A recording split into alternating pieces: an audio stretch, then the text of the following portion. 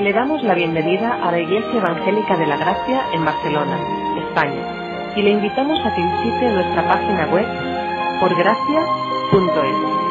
Deseamos que Dios le bendiga ahora a través de su palabra.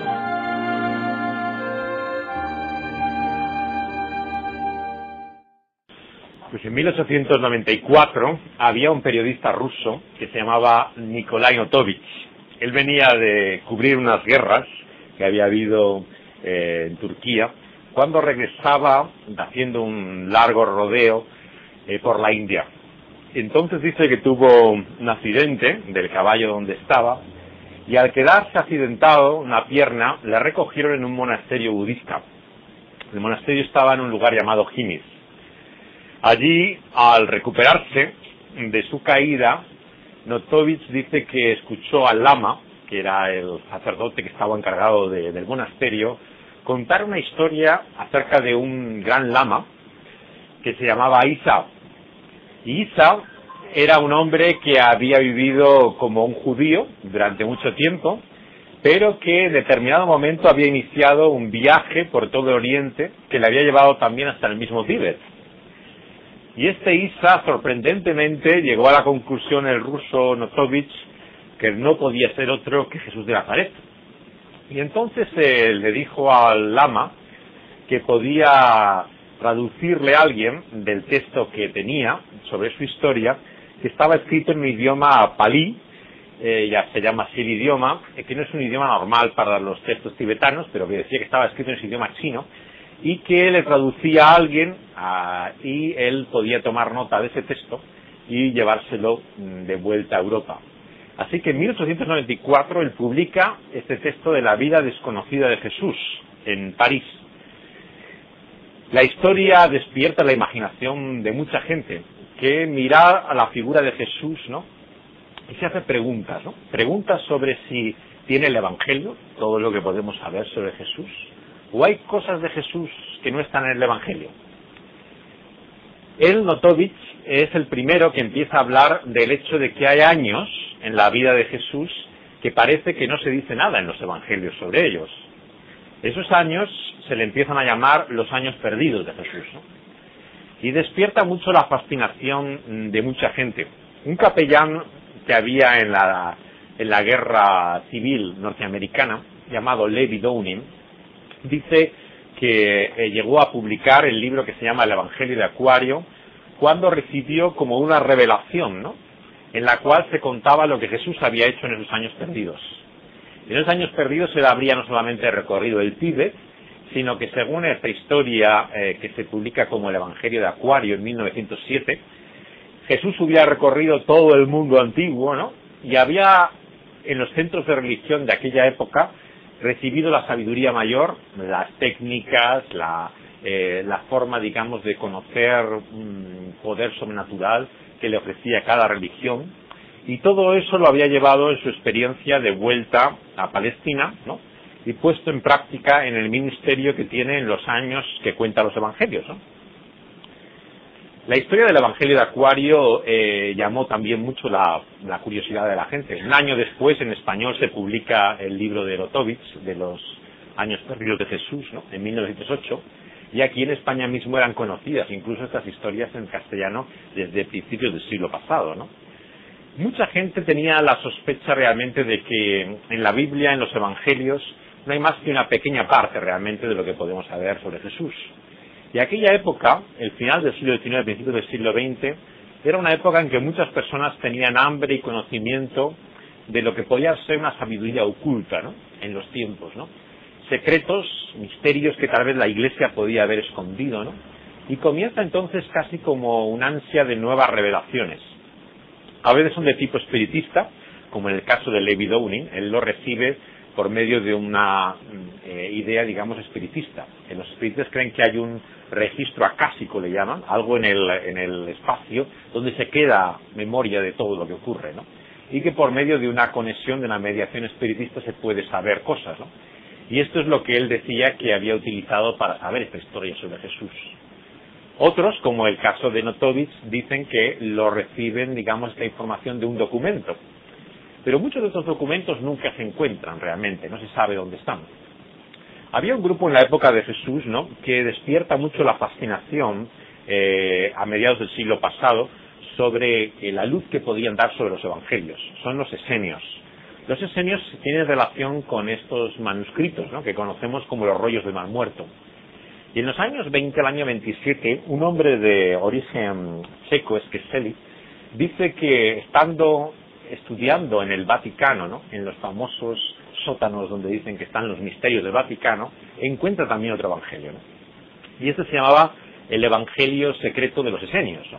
En este texto, él dice que encuentra la historia de cómo Jesús, en realidad, lo que era un esenio, como estos monjes que estaban en esa comunidad del Qumran, ¿no?, y que había recibido allí conocimientos sobrenaturales, excepcionales, y él cree que tenían más que ver con cosas también del poder que daba la naturaleza en sí.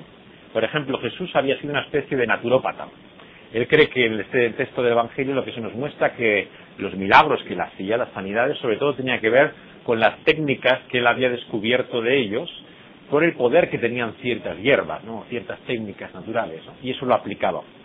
Pero como en el caso de Notovich, nadie ha visto nunca ese Evangelio, ¿no? Él dice que había dos copias, una en una biblioteca de Viena, que desde entonces mucha gente ha preguntado por ella y nunca la encuentra en ningún sitio, no saben dónde está, y la otra estaba en un monasterio en Italia, en Monte Cassino, que en la Segunda Guerra Mundial fue derruido y se perdió también el texto. Entonces siempre son textos que, como el Libro del Mormón, por ejemplo, ¿no?, parece como caídos del cielo, ¿no?, aparecen en un momento, alguien lo recibe, lo transcribe de alguna forma, pero nadie más lo vuelve a ver. Entonces, la fe que piden, digamos, muchas de estas personas en creer en sus descubrimientos, ¿no?, sin embargo, parece que a muchos les cuesta menos, ¿no?, que la fe que se pide en creer la historicidad, ¿no?, de esos 4 evangelios que están en la Biblia. El por qué es un tema muy complicado, ¿no?, y profundo, ¿no?, pero la verdad es que muchas personas tienen sospechas de que la Iglesia haya manipulado el texto de los evangelios, de que realmente reflejen la verdad misma de lo que Jesús era. Es interesante que a lo largo de la historia muchos han intentado ver en Jesús, ¿no?, la relación que podía tener, ¿no?, con otros personajes de la época, ¿no?, y cómo pudiera haber testimonios también sobre él fuera de los evangelios, ¿no? Muchos piensan que en los rollos del Mar Muerto, que se encuentran en los años 40 del siglo pasado, había referencias sobre Jesús, ¿no?, y mucho tiempo se pensó que no se publicaban incluso, porque podían haber misterios ahí, ¿no?, que pondrían en peligro el cristianismo.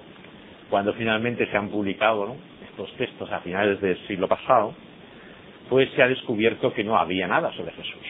No dicen una sola vez el nombre de Jesús, ¿no?, sino que hablan de la vida de este grupo, de los esenios.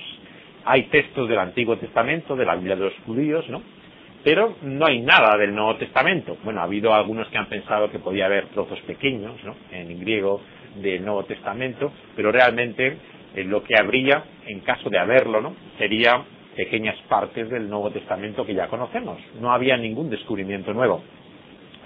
Pero poco después, en los años 50, se descubre que en Egipto llega a manos de anticuarios, ¿no?, los restos de lo que parecen evangelios desconocidos de Jesús. Vienen todos de una misma zona y se relacionan con un lugar llamado Nag Hammadi. En Nag Hammadi apareció como toda una biblioteca también, igual que en Qumran, pero apareció en la arena, muy bien preservada.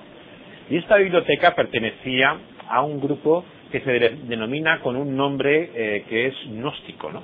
Gnóstico tiene una G antes de la N y viene de una palabra griega que significa gnosis, conocimiento.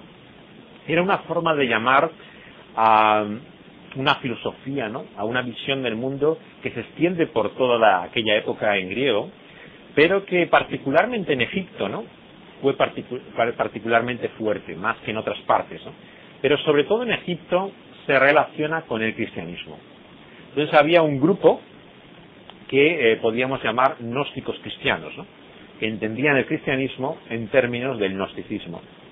Y en esta biblioteca aparecen unos textos que se han dado en llamar evangelios.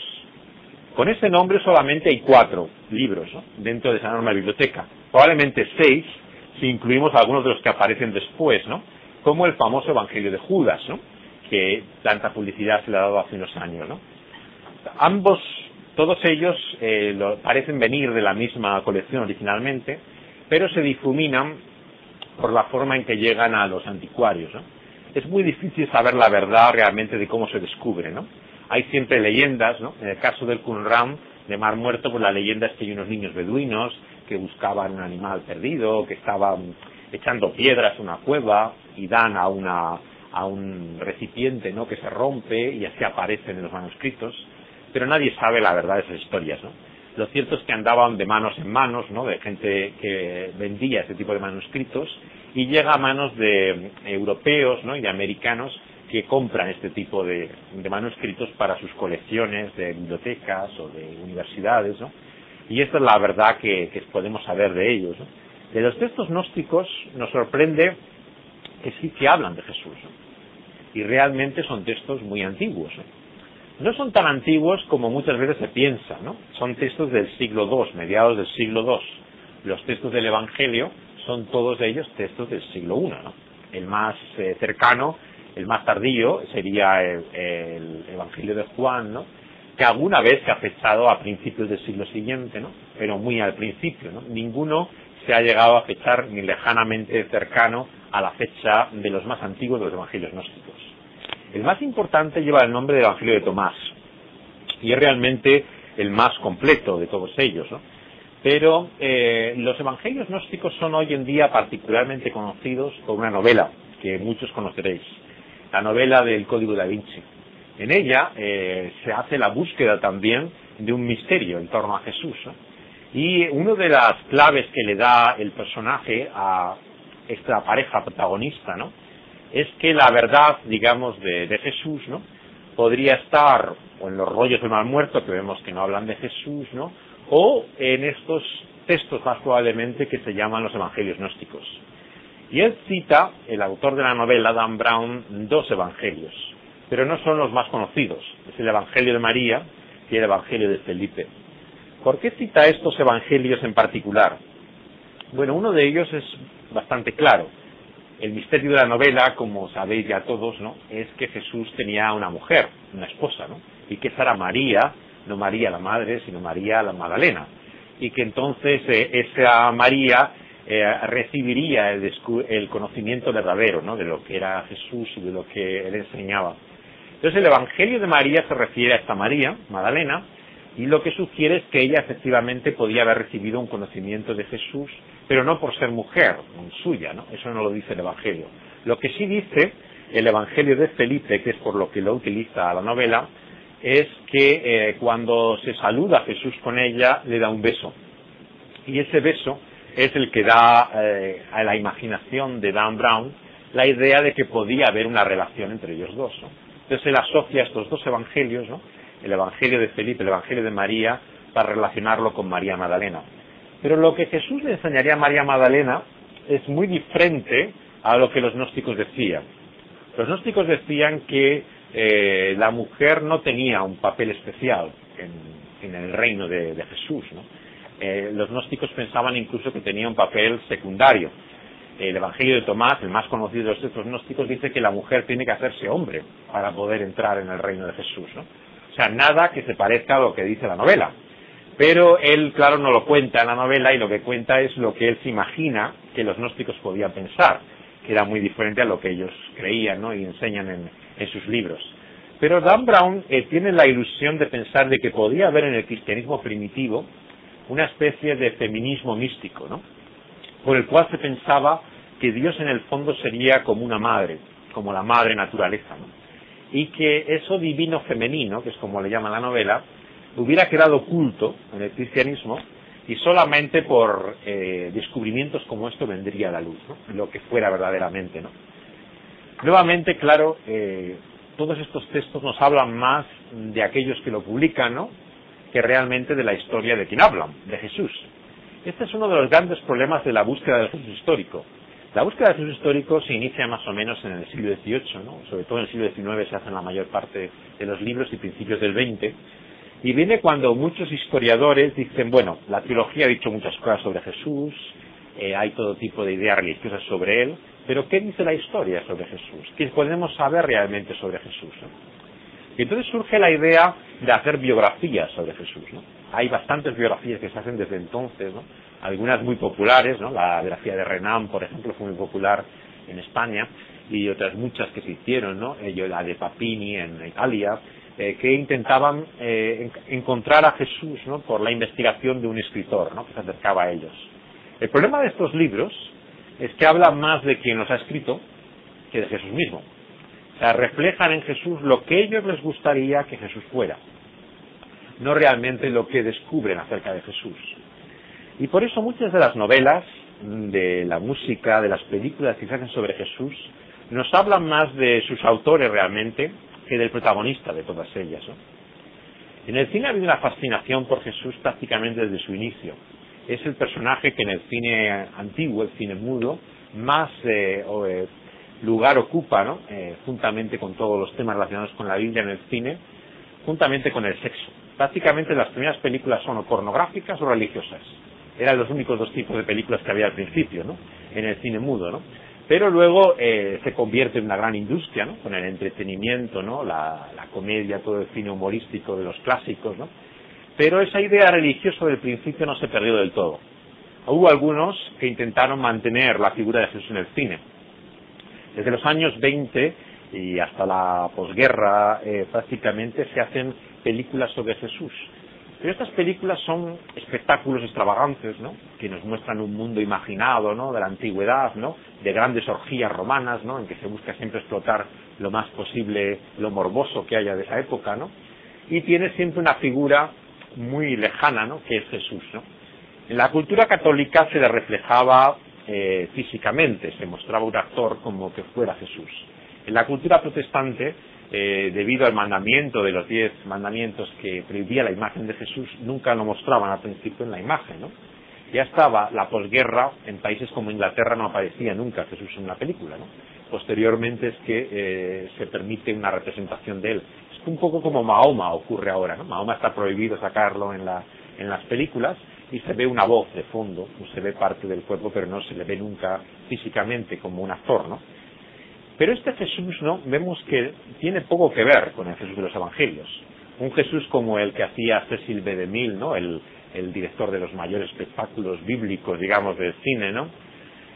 Lo describe en un mundo francamente absurdo, ¿no? María Magdalena es una cortesana, por ejemplo, en Rey de Reyes, que viene en una carroza llevada por cebras, ¿no?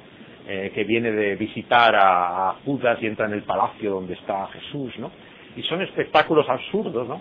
Pero que realmente no tienen ninguna relación, ¿no? Con los datos que encontramos en el Evangelio. Vemos que reflejan, eso sí, el cristianismo de la época. Por ejemplo, en Intolerancia, uno de los clásicos del cine de Griffith, ¿no? Se muestra todo un episodio de las bodas de Caná, ¿no? Y aparece un cartel diciendo que aunque algunos creen que Jesús bebía vino, no era cierto, porque la palabra vino y tal es como si fuera el zumo de la uva, ¿no? Que sería mosto, ¿no? Porque en el cristianismo americano de aquella época no se bebía vino, y por lo tanto Jesús tampoco podía beber vino. O sea, todas estas representaciones reflejan lo que era la visión, digamos, de las personas entonces, pero muy poco realmente de lo que la historia nos decía sobre Jesús, ¿no? En los años 50 empieza a haber un intento de despegarse de la imagen tradicional, ¿no? Que se había dado de Jesús entonces, ¿no? Y empieza a tomar cada vez más un cariz político, ¿no? Las biografías que se hacen sobre Jesús, las películas incluso.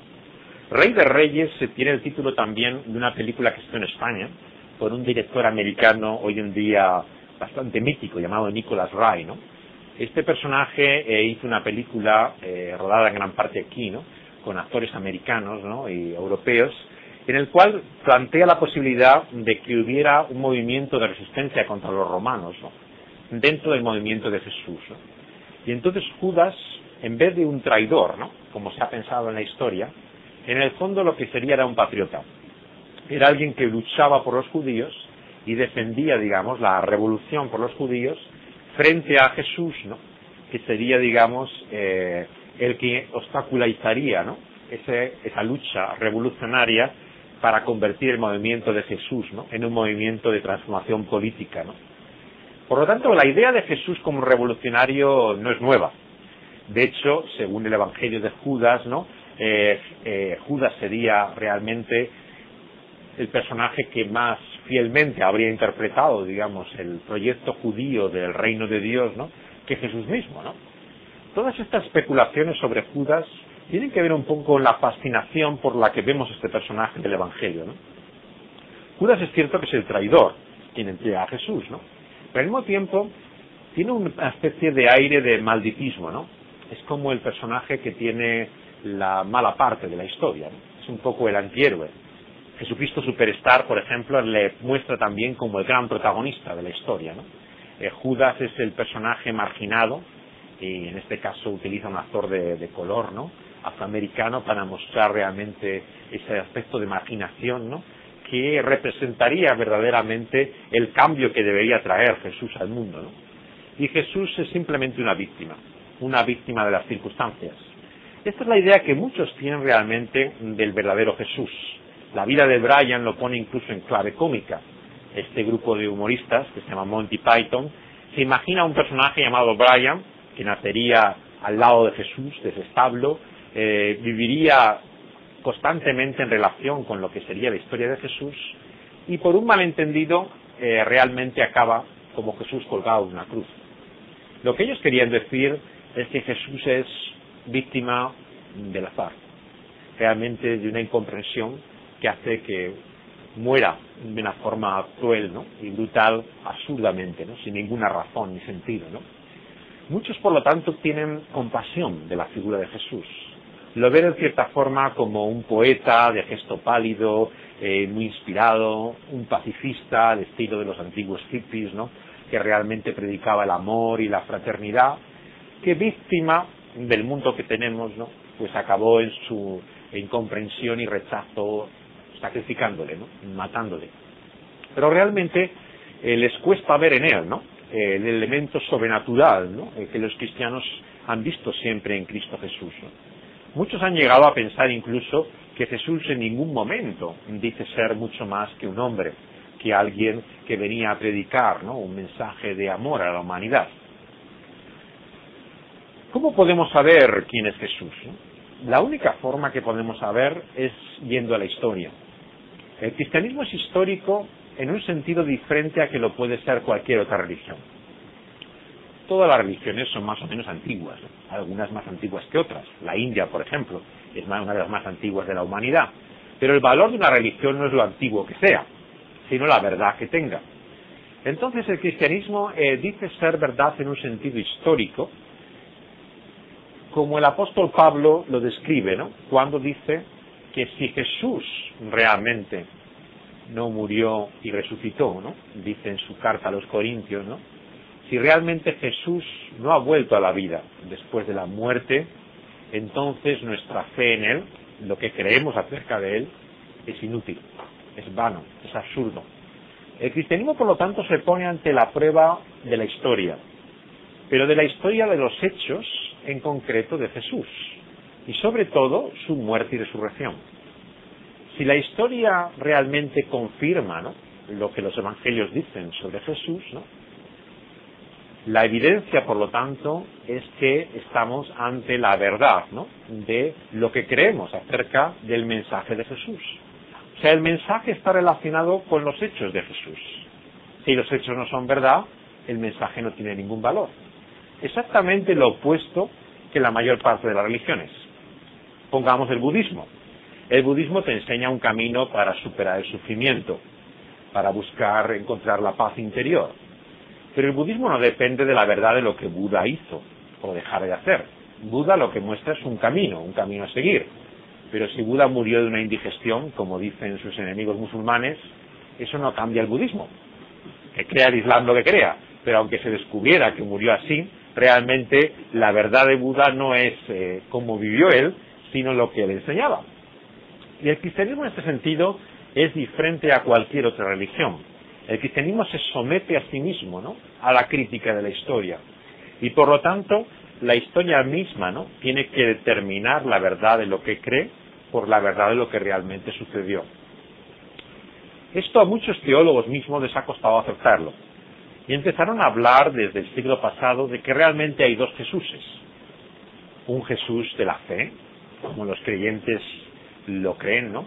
Y un Jesús de la historia, que sería realmente algo diferente, que probablemente no sea a lo mejor el Jesús que encontramos en los evangelios. Pero Jesús no deja la posibilidad para dos Jesuses. Él dice, mis palabras son verdad, ¿no? En la medida en que dan testimonio de quién soy yo. Juzgáis mis palabras por la verdad de quién soy yo, ¿no? Y el testimonio de su vida, ¿no?, va unido al testimonio de sus palabras. No podemos separar, ¿no?, el Jesús que vivió en Palestina hace 2000 años de la realidad de lo que él dijo. Están unidos, ¿no? La verdad de la fe en Cristo depende de lo que Cristo era realmente como Jesús en el tiempo y en el espacio. ¿Qué fuentes hay para saber sobre Jesús, no? Bueno, la historia nos da diferentes fuentes sobre Jesús, ¿no? Pero las principales sabemos que están, por supuesto, en la Biblia. Los 4 evangelios a muchas personas les cuesta entender que sean textos históricos. Bueno, consideran que pueden ser textos antiguos, pero ¿cómo sabemos que realmente esos textos reflejaban la verdad de lo que ocurrió? Pensemos un momento solamente en términos de tiempo. Seguramente que aquellos que habéis tenido la desgracia, como yo, de tener que estudiar latín en el colegio, habéis sufrido con un libro de Julio César, uno de los grandes emperadores romanos, La Guerra de las Galias. Yo lo tuve que traducir para poder entrar en la universidad, en el examen, ¿no? Y me costó mucho, también como a mucha gente que estudia latín, aprender de él. Yo, como la mayor parte de la gente, no dudaría que la Guerra de las Galias cuenta algo que ocurrió realmente, ¿no? La guerra de los romanos, ¿no?, en Francia, en las Galias, ¿no? Sin embargo, lo que Julio César escribió lo conocemos en copias 900 años después de cuando César las escribió. Nadie dice que en 900 años los romanos se han inventado la guerra de las Galias, pero todo el mundo dice lo mismo de los evangelios. ¿Y cuándo fueron escritos los evangelios? Hemos dicho en el siglo I. Pero lo que conocemos son copias de esos evangelios. Pero copias solamente 300 años después de haber sido escritas. Fijaos la diferencia de tiempo. Realmente no se corresponde con la opinión que muchas gentes tienen, ¿no? Muchas personas piensan que realmente en ese tiempo los evangelios pudieron haber sido manipulados. La Iglesia había hecho cambiar totalmente su contenido. Pero no pensamos lo mismo, ¿no?, acerca de la historia antigua. Tácito escribió la mayor historia que tenían los romanos, ¿no? Es los Anales, se llama. En esta historia está la vida de los grandes emperadores que conocemos hoy, ¿no?, como los más conocidos episodios de su vida. Son escritos hechos 400 a 500 años, ¿no?, realmente las copias de cuando fueron escritas por el historiador romano. Pero nadie duda de que todo lo que sabemos de los emperadores pueda ser cierto. Pensamos que, en general, aunque hubiera intereses políticos, ¿no?, en la historia de Tácito, se refleja hechos reales de lo que ocurrió en la vida de sus emperadores, ¿no? Por lo tanto, no hay base en la historia por la fecha de estos libros, ¿no?, a pensar que fueron manipulados. Pero tampoco en el número de ejemplares. Cuando hay muy pocos ejemplares, la posibilidad de manipulación es muy grande. No podemos compararlos. No podemos tomar uno y ver otro y decir, son parecidos, ¿en qué se diferencian? La Biblia, los evangelios en concreto, que cuentan la historia de Jesús, conocemos 2.600 copias de ellos. 2.600 copias son muy difíciles de manipular. Para que la Iglesia, por mucha influencia que tuviera en el mundo, reescribiera el Evangelio en 2.600 copias, ¿no?, tendría mucho trabajo que hacer. Esas 2.600 copias están extendidas por todo el mundo mediterráneo. No están concentradas en un lugar. Los evangelios gnósticos son de Egipto, y fuera de Egipto no están en ninguna parte. Pero los evangelios que conocemos en la Biblia están en todo el mundo antiguo. Hay copias en todos los países que rodeaban, que aparecen en el Nuevo Testamento, donde había iglesias que ocupaban todo el mundo mediterráneo. Había copias de estos textos, ¿no?, circulando. La extensión, por lo tanto, de estos textos, no da cabida, ¿no?, para la sospecha generalizada, ¿no?, que muchas veces tenemos de una manipulación, de una distorsión. El personaje que en el Código Da Vinci le está dando los datos a la pareja protagonista, Tübingen, que es un hombre que quiere investigar como el mito del Grial, ¿no?, y relacionarlo con la figura de Jesús, ¿no?, les dice que realmente los evangelios como lo conocemos es el invento de un concilio de la Iglesia, el concilio de Nicea. Él dice que en el siglo IV los obispos se reúnen en este lugar, ¿no?, y por una votación deciden cuáles son los evangelios. Y además la votación dice que fue muy estrecha, que por muy poco margen se escogieron cuáles eran los evangelios y cuáles no. Cuando uno lee la historia del cristianismo, ve que en Nicea no se discute sobre cuáles son los evangelios. Que lo único de lo que se habla es de quién es Jesús, ¿no?, de qué es su persona, pero en ningún momento se entiende que había muchos evangelios y había que distinguir cuáles eran verdaderos y cuáles eran falsos. El único texto que se aprueba en Nicea es un credo más amplio que el credo que llamamos apostólico, ¿no?, pero que expresa, digamos, lo que la Iglesia cree a la luz de los evangelios sobre Jesús. Solamente 2 votaron en contra de ese credo. No hubo ningún estrecho margen de decisión sobre quién era. Hasta ese siglo realmente no había en la Iglesia apenas nadie que dudara que Jesús era quien decía ser. Y los evangelios nos muestran que Él decía ser mucho más que un hombre. Él decía ser Dios hecho hombre. Una y otra vez se muestra a Jesús hablando como que venía de fuera del mundo. Había venido a este mundo, se había hecho hombre, pero Él no era antes hombre. Había sido encarnado siendo Dios. Habla de su poder como el poder de Dios mismo. Y una y otra vez leemos en los evangelios que se hace llamar, y los discípulos así le llaman una y otra vez, con el único título que los judíos daban a Dios. ¿Cuál es? Señor.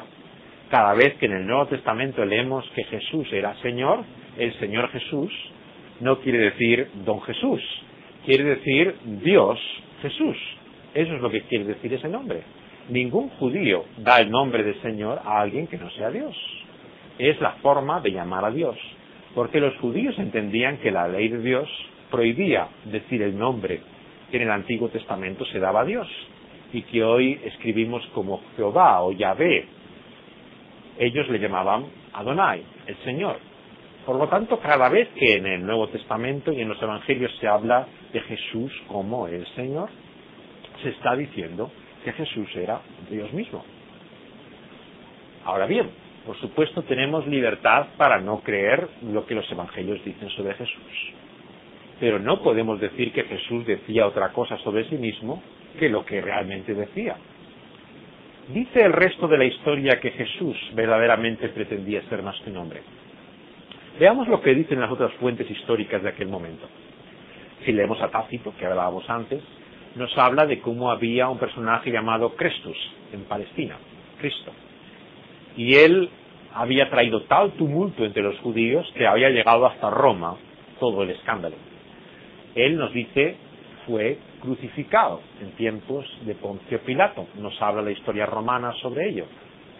Leemos, y es el testimonio también de la historia de Roma, en sus anales, de que había certificación de que un hombre judío llamado Jesús fue muerto en una cruz hace 2000 años. Pero ¿por qué murió Jesús? Si leemos las fuentes de los romanos, parece que por ser un revolucionario, alguien que de alguna forma traía problemas a los judíos. ¿Qué dicen los judíos sobre Jesús? Los judíos no eran simpatizantes de Jesús. Vemos que son ellos quienes le entregan a Jesús a los romanos. No hay ningún interés en las fuentes judías en pretender que Jesús fuera mejor realmente de lo que era. Todo lo contrario. Todas las fuentes judías nos hablan en términos muy negativos sobre Jesús. Un historiador de los judíos escribía en latín para los romanos, Flavio Josefo. Él es el que escribe el texto más antiguo en latín sobre la vida de Jesús, ¿no? Él nos dice que Jesús no solamente murió en los tiempos de Pilato, fue crucificado, sino que él decía cosas acerca de sí mismo, ¿no?, que para los judíos eran blasfemas. Dice que hacía milagros, señales, prodigios, pero lo hacía realmente para los judíos por poderes ocultos, como un engañador que estaba desviando al pueblo judío de su camino. Dice realmente que era sospechoso para los judíos, ¿no?, como verdaderamente un maestro legítimo. Los judíos escriben sobre Jesús siempre con eufemismos, no le llaman con su nombre, ¿no?, y le dan otros títulos, ¿no?, y hacen referirse a él utilizando expresiones ofensivas. Esos textos están dentro del Talmud, una colección muy grande de escritos de los rabinos de aquella época. En ella dicen acerca de Jesús cosas muy malas, ¿no?, pero todo lo que dicen sobre Jesús coincide con las acusaciones que Flavio Josefo insinúa, que los evangelios nos dicen que los judíos tenían sobre Jesús, y que muestran como un mosaico, ¿no?, en el cual, al ir aunando esta historia, encontramos un cuadro repetido y coherente de quién era Jesús. Los judíos dicen que él haría señales, pero las haría por el poder del diablo. Exactamente lo que los evangelios dicen que los judíos decían de Jesús. Nadie dudaba de los milagros de Jesús. Lo que los evangelios dicen es que los contemporáneos de Jesús decían que lo hacían por un poder oculto, que él mostraba de esta forma realmente el poder diabólico y no el de Dios. Le llaman repetidamente en los textos talmúdicos a Jesús como un bastardo. Dicen que es de padre desconocido. Algunos le dan incluso un nombre, Ben Panter o Ben Pantera, que algunos no saben si se refiere al nombre incluso de un centurión romano, o es un juego de palabras con virgen, partenos, pero sugieren que no se sabía quién era el padre de Jesús. Es el misterio con el que empiezan los evangelios. ¿De dónde viene Jesús? Nace de María, pero nace sobrenaturalmente. Su padre, el que se creía que era su padre, José, dice el Evangelio, no era realmente su padre. O sea, exactamente lo que los judíos le acusan a Jesús coincide con el misterio con el cual comienza el Evangelio. ¿De dónde viene Jesús? ¿Quién es realmente su padre? Y lo que es más importante, ¿sobre qué delito? ¿Contra qué mandamiento? ¿Por qué ley es Jesús llevado a la cruz? ¿Cómo es culpable de muerte para el máximo consejo judío Jesús? ¿Qué es lo que ha hecho? ¿Cuál es su pena, su crimen, su delito? El único mandamiento y delito que Jesús parece haber cometido es el que la ley de los judíos apuntan como el crimen de blasfemia. No hay otro delito que se presente sobre Jesús. Hay falsos testigos sobre él, pero ninguno puede traer otra acusación sobre él que una acusación de blasfemia. Dicen que ha hablado como si fuera Dios mismo, como que él fuera el Señor del templo de Jerusalén, que puede destruirlo y levantarlo de nuevo, como aquel que tiene poder para perdonar pecados, cuando solamente Dios puede perdonar pecados, ¿no? Por lo tanto, el único delito ante el cual Jesús es llevado finalmente a aquella cruz es exactamente aquello que Jesús decía que era mucho más que un hombre, Dios mismo hecho hombre. Para concluir, por lo tanto, si queremos entender quién era Jesús, tenemos que acercarnos al misterio de su cruz, de su muerte. ¿Por qué murió Jesús? Si respondemos a esta pregunta, entendemos verdaderamente el sentido del cristianismo. El cristianismo depende no solamente de la cruz como un símbolo, sino que en esa muerte de cruz está la explicación de lo que es el cristianismo en sí mismo. El cristianismo es Cristo, como hemos dicho, pero es Cristo, como vemos, de una forma particular, revelado en esa cruz. ¿Por qué murió Jesús? Un escritor judío conocido por su ateísmo y nada cercano, por lo tanto, al cristianismo, Kafka, describió así la atracción que muchas veces tenemos hacia Jesús. Dijo: Jesús es como un abismo, como un agujero negro, ¿no?, pero lleno de luz, ¿no? que si uno no cierra los ojos, si no se cubre la vista, puede caer dentro. La frase de Kafka habla de una relación ambigua que tenemos con Jesús. Por un lado nos gusta Jesús como nos gustaría realmente que Él fuera. Los hippies le ven como el profeta de amor, los guerrilleros le ven como el revolucionario que va a traer la justicia, los místicos le ven como la persona iluminada por el Espíritu de Dios, ¿no? Los que buscan la respuesta en los extraterrestres le ven como alguien caído del espacio, en medio de nuestro mundo, ¿no? Los que consideran la importancia de apreciar a la mujer, ¿no? Y buscan el valor sagrado del sexo, como el Código da Vinci, le ven a él como el profeta, ¿no? De este tipo de mensaje. Cada uno quiere ver a Jesús como le gustaría que él fuera. Es como una luz que nos atrae.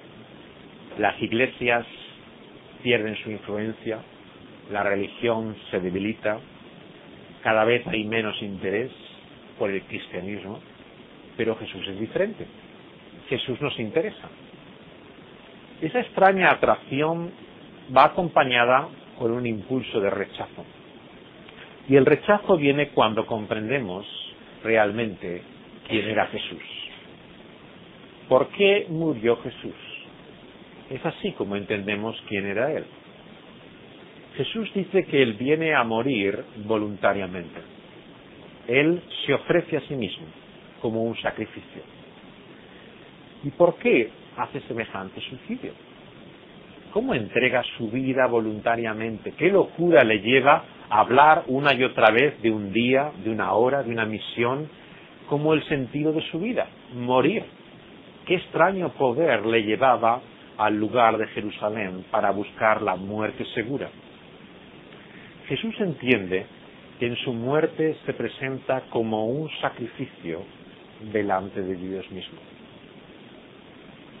Él entiende que siendo Dios hecho hombre, va a llevar en esa ofrenda la carga que nosotros no podemos llevar. Todas las contradicciones que tenemos, la realidad de que no somos quienes nos gustaría ser. Todos en el fondo pensamos que somos mejores de lo que somos.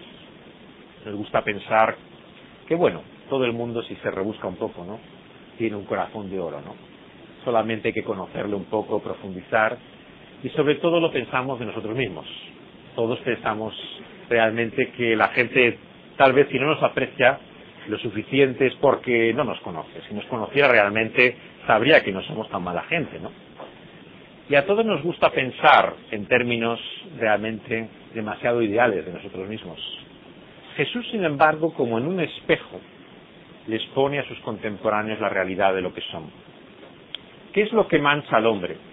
¿Qué es lo que le contamina, lo que le estropea, lo que viene de fuera de él? Eso pensamos muchos de nosotros. Hombre, yo sería mejor si viviera tal vez en otro mundo mejor que este. Si las influencias fueran mejores, sin duda yo no tendría los problemas que tengo. Pero Jesús le dice a los religiosos de su tiempo, no os engañéis. Lo que os mancha, lo que os estropea y contamina no es lo de fuera, sino lo que tenéis dentro. Y esto no le gusta oír a nadie.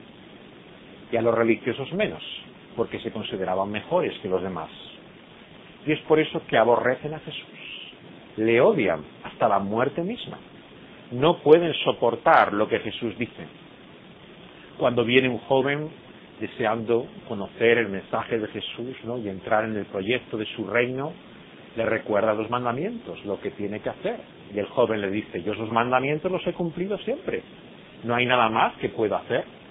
Y Jesús le dice, no has entendido los mandamientos. Vende todo lo que tienes, dáselo a los pobres. Y entonces cuando le escuchan, dicen sus propios discípulos, es imposible, por lo tanto, entrar en el reino de los cielos. ¿Quién podrá salvarse? ¿Quién puede vivir esa vida tan perfecta y tan entregada a Dios? A la luz del mensaje de Jesús, nadie da la talla.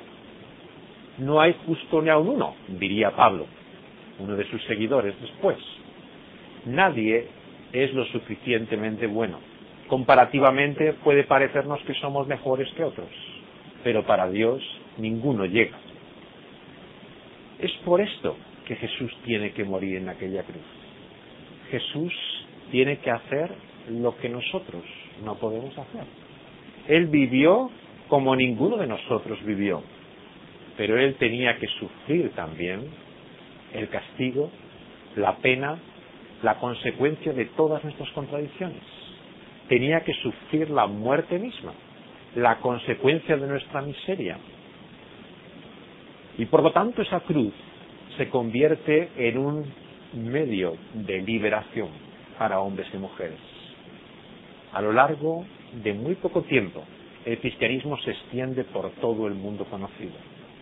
Hombres y mujeres encuentran otra vida, pero no una vida mejor dentro de sí mismos, sino la vida que viene de Cristo Jesús. Un hombre como Pedro es capaz de negar a Jesús una y otra vez, la misma noche en que él va a ser entregado y muerto finalmente en aquella cruz. Y se quedó llorando amargamente. Era un desastre. Era capaz de entregar a quien más quería y admiraba. Era un completo fracaso. Pero escribe al principio de su carta en el Nuevo Testamento que ha encontrado el bien de Dios y le llama bendito porque en Cristo Jesús, levantado de los muertos, ha encontrado una esperanza viva por la cual ha nacido de nuevo. Esa nueva vida que el cristianismo predica es la vida que no está en nosotros, sino que está en Cristo Jesús, que nos dice que podemos ser más de lo que hemos sido hasta ahora, más de lo que somos. Podemos ser lo que seamos en Él. Este es el gran poder realmente transformador de muchas personas que reconocen, como Pedro, su fracaso, ¿no?, su ruina, pero que al enfrentarse a quién es Jesús, a lo que Él ha hecho, encuentran una vida mayor, diferente, nueva, la vida que hay en Él y que no está en ellos. Por lo tanto, finalmente, no tenemos muchas opciones para saber quién es Jesús. O era simplemente un mentiroso, un engañador que llevó a multitud de personas a la misma muerte en las persecuciones de los romanos poco después, o era un loco. Pero, ¿qué loco es capaz de llevar a tanta gente a semejante muerte, a entregar su propia vida por él? Desde luego, el loco más convincente que ha habido en la historia de la humanidad. O Jesús era quien realmente decía que era. No tenemos otra posible respuesta sobre él. Nos gustaría pensar a lo mejor que él era alguien diferente de quien decía que era.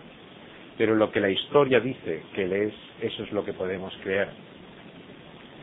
Ciertamente que en novelas, películas, historias sobre Jesús hay muchas. Tantas como realmente nos lo queramos imaginar. Pero la cuestión es qué base o fundamento tenemos para creerlas.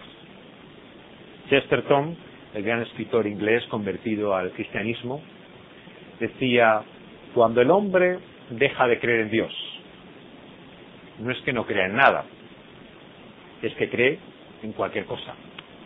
Y algunos por creer creen hasta en el código da Vinci. Muchas gracias.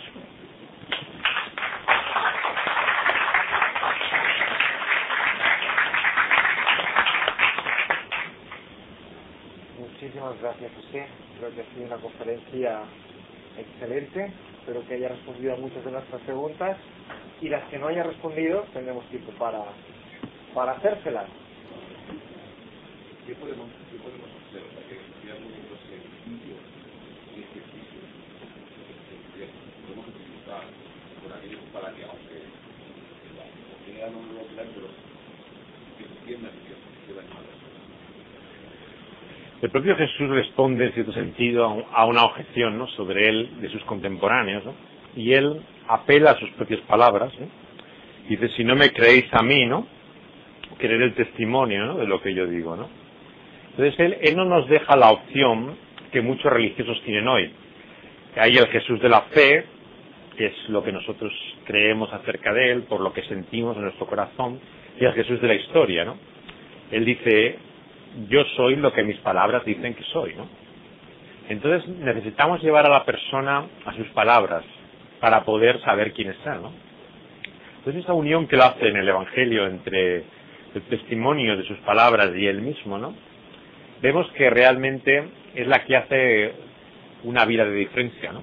Cuando Pedro confiesa, ¿no?, que él es el Hijo del Dios viviente, ¿no?, llega la gran declaración, ¿no?, de lo que es el corazón mismo de la fe, ¿no? Descubre que en el testimonio de esas palabras de vida está realmente su propia vida, ¿no?, envuelta, ¿no? Y en ese sentido creemos que la respuesta, digamos, existencial, ¿no?, personal a Jesús, ¿no?, tiene que ver, en primer lugar, no con una objeción intelectual, ¿no?, sino con una objeción, si queremos llamarlo, moral, ¿no? Dicho de otra manera, la mayor parte de la gente no es que no puede creer en Dios, ¿no?, como Jesús nos lo muestra, por problemas intelectuales, o sea, porque le faltan respuestas, porque no tiene el razonamiento correcto que le demos nosotros para convencerlos, ¿no?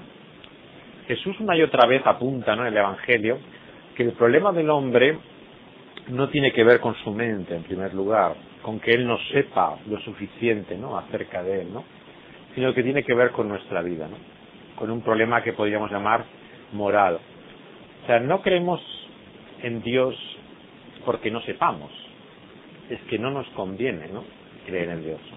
Eso es lo que él nos muestra una y otra vez, ¿no? O sea, el problema no es que los hombres estén en oscuridad, es que los hombres prefieren las tinieblas a la luz, ¿no? El problema del hombre no es que no tenga la luz, ¿no?, que le haya iluminado su ignorancia, ¿no?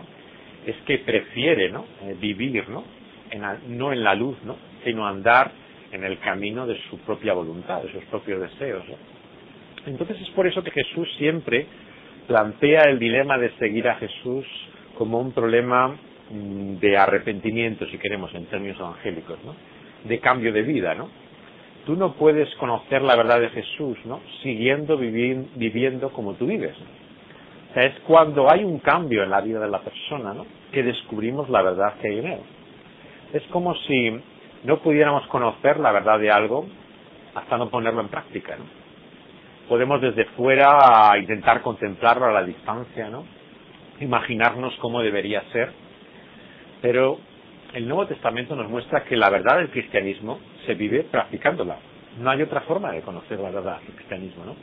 Puedes intentar llegar a comprenderla desde fuera, pero los intentos están ajustados de antemano, ¿no?, porque no es una religión, una fe de observadores, ¿no?, sino que tiene que ver con toda una manera de vida, ¿no?, con la forma en la cual, en definitiva, nos sometemos a otro.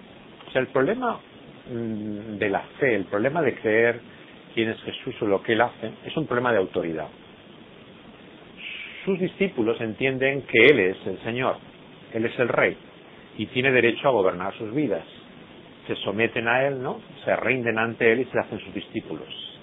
Pero los que le rechazan a Él entienden perfectamente, ¿no?, que saber quién es Jesús, ¿no?, implica rendirse ante Él y someterse a la autoridad de otro. Y eso es a lo que no están dispuestos, ¿no? O sea, es un problema de autoridad, ¿no? Es por esto que el conflicto tantas veces en el Evangelio, ¿no?, está establecido en esos términos. Es Él realmente el Señor, es Él realmente el Rey. Y por eso no nos engañemos. Hay ateos que comprenden mejor la verdad del cristianismo que muchos religiosos. ¿Por qué? Porque se huelen lo que significa creer en Dios. Significa servir a alguien, someterse a alguien, reconocer a otro como Señor de tu vida, lo que muchos religiosos ni siquiera a veces comprenden. Piensan que pueden seguir viviendo a su manera y de alguna forma seguir siendo creyentes, ¿no? Entonces, en el dilema de Jesús está siempre el problema de ese desafío, ¿no?, moral que hace a nosotros, ¿no?, de someternos a la voluntad de aquel que tiene derecho sobre nosotros, ¿no?, y que hace que finalmente, ¿no?, nuestro problema no sea realmente intelectual, ¿no?, sino moral. Por eso cuando una persona está presentando objeciones continuamente, ¿no? Ante la fe, yo le pregunto siempre, ¿pero tú estarías dispuesto a cambiar de vida si supieras la verdad realmente de quién es Jesús? ¿Estarías dispuesto a dejar de hacer lo que tú quieres para hacer lo que Él quiere? Y la mayor parte te dicen, no, entonces no sigo discutiendo. Porque a ti no te interesa saber la verdad de lo que Él es.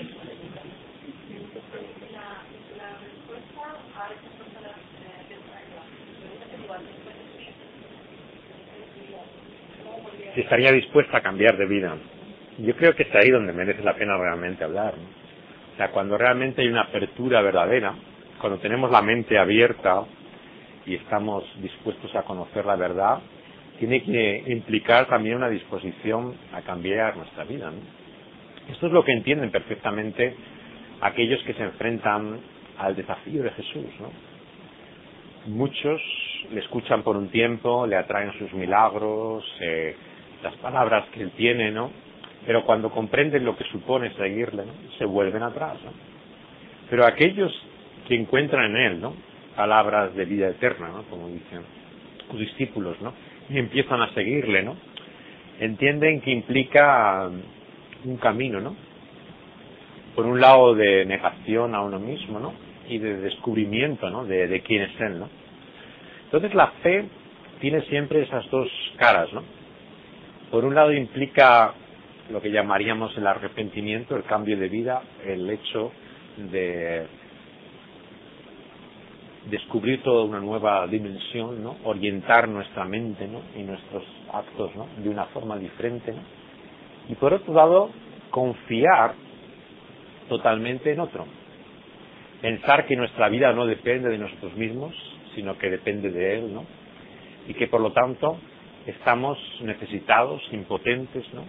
Totalmente en las manos de otro, ¿no? Que puede cuidar de nuestra vida mejor que de nosotros mismos. Eso hace entonces explicar la paradoja que hay muchas veces en el llamado de Jesús, ¿no? Por un lado hay veces que Jesús muestra al hombre como un desastre, ¿no? Es incapaz que el hombre pueda salvarse, ¿no? Nadie da la talla, ¿no? Nadie le sigue en la medida que debiera hacerlo, ¿no? Nadie puede cumplir la voluntad de Dios de acuerdo a la ley, ¿no? O sea, hay un lado del mensaje cristiano que a muchos les suena demasiado pesimista, ¿no? Que es realmente el fracaso completo del hombre, ¿no? Pero por otro lado hay un optimismo, ¿no? En el Evangelio, que es lo que Dios puede hacer en la vida de un hombre. Entonces el mensaje de Jesús en realidad no es ni pesimista ni optimista, es realista. O sea, Él piensa, el hombre es lo que es, ¿no? Pero Dios puede hacer en nosotros lo que nosotros no podemos hacer. Y esa es la gran confianza, ¿no? Que da de la esperanza, ¿no? El motor, ¿no? De la vida de los primeros cristianos, ¿no? Y hasta el día de hoy de tantos creyentes, ¿no? Que buscan en Él su vida, ¿no? El hecho de saber que el corazón de su fe, ¿no? Está no en lo que ellos son, ¿no? O en lo que ellos han sido, ¿no? Sino en lo que ellos van a ser en Cristo Jesús, ¿no? Ese es el gran motor, ¿no? Por el cual gente está dispuesta a entregar su vida, por el cual cosas que serían impensables, ¿no? Realmente hombres y mujeres hacen al seguir a Jesús. ¿Por qué? Porque entienden que viviendo o muriendo, si su vida está unida a Cristo Jesús, ¿no? Son mucho más de lo que han sido hasta ahora, ¿no? O de lo que pueden ser en este momento, ¿no? Lo que van a ser en el futuro, en Cristo Jesús, ¿no? Y es por eso es que ni la muerte misma finalmente les podrá separar, ¿no? Como un obstáculo realmente de quien puede ser en Cristo Jesús. Todo lo contrario, ¿no? Verán sus vidas transformadas, hechas, ¿no? Como Él es, ¿no? A semejanza suya, serán transformados, cambiados igual a Cristo Jesús, ¿no? Y eso hace que para el cristiano, ¿no? Finalmente lo mejor está todavía por venir, ¿no? Y por eso podemos esperarlo todo, ¿no? Y al mismo tiempo constatar, ¿no? Nuestras dudas, ¿no? Nuestra impotencia para cambiar de vida, ¿no? Reconocer nuestro fracaso moral y esperarlo todo de Él, ¿no? Porque si nuestra vida está en Él, ¿no? Somos más de lo que somos, ¿no? O de lo que podemos haber sido, de lo que seremos en Cristo Jesús. Tengo varios amigos, compañeros, islamistas, bueno, yo sé que ellos entienden que Jesús es un profeta, pero curiosamente, cuando intento hablar de este profeta, cortan la conversación. ¿Hay alguna historia rara sobre Jesús en el Islam? Jesús es un personaje muy importante en el Islam. No solamente es un profeta, es también un enviado de Dios, alguien que es muy importante, va a venir a juzgar. Hay una expectativa futura, ¿no?, en cuanto a Jesús, ¿no?, y particularmente de juicio relacionada con él, y realmente se dicen de él cosas sorprendentes, ¿no?, que no se dicen de ningún otro profeta. Pero en el fondo del Islam hay la convicción de que el cristianismo ha distorsionado toda la verdad de lo que Jesús era, que la Biblia es un libro manipulado, que realmente la Trinidad enseña que hay que adorar a María igual que adorar a Dios, ¿no?, y a Jesús como en una extraña Trinidad, ¿no? Y han malentendido todo el cristianismo, ¿no?, probablemente porque Mahoma conoció una secta, ¿no?, o una desviación del cristianismo original, ¿no? Uno de los falsos evangelios que más influencia ha tenido en el Islam es el Evangelio de Bernabé. El Evangelio de Bernabé es un texto de la época del inicio del Islam con mucha influencia en el mundo en el cual Mahoma crece. Y hay bastantes ideas de este Evangelio que se ven su reflejo en el Corán, ¿no?, de este texto. Y es por eso uno de los textos favoritos, ¿no?, del Islam, que difunden con frecuencia, ¿no?, el texto del Evangelio de Bernabé. Otro texto que algunos grupos islámicos difunden tiene que ver con determinados intereses, ¿no?, que tienen en Jesús. Los amayadís, por ejemplo, de la India, distribuyen toda la historia de la tumba de Jesús, ¿no?, de que en Cachemira hubo un Jesús, discípulo del Islam, ¿no?, que moriría y fue enterrado allí, ¿no?, y que este sería el Jesús verdadero, ¿no?, el que había nacido en Palestina habría muerto en Cachemira. Y aquí en Cataluña fue muy conocido en los años 70 por un libro, ¿no?, de un conocido difusor de temas parapsicológicos, ¿no?, y sobre todo el tema de los ovnis y todo esto, Javier Kaiser, ¿no?, que conoció la historia en unas vacaciones en la India. Hay también, dentro de los musulmanes negros, ¿no?, o sea, toda esta tradición fuertemente en África y en la población afroamericana, mucha difusión del Evangelio de Acuario.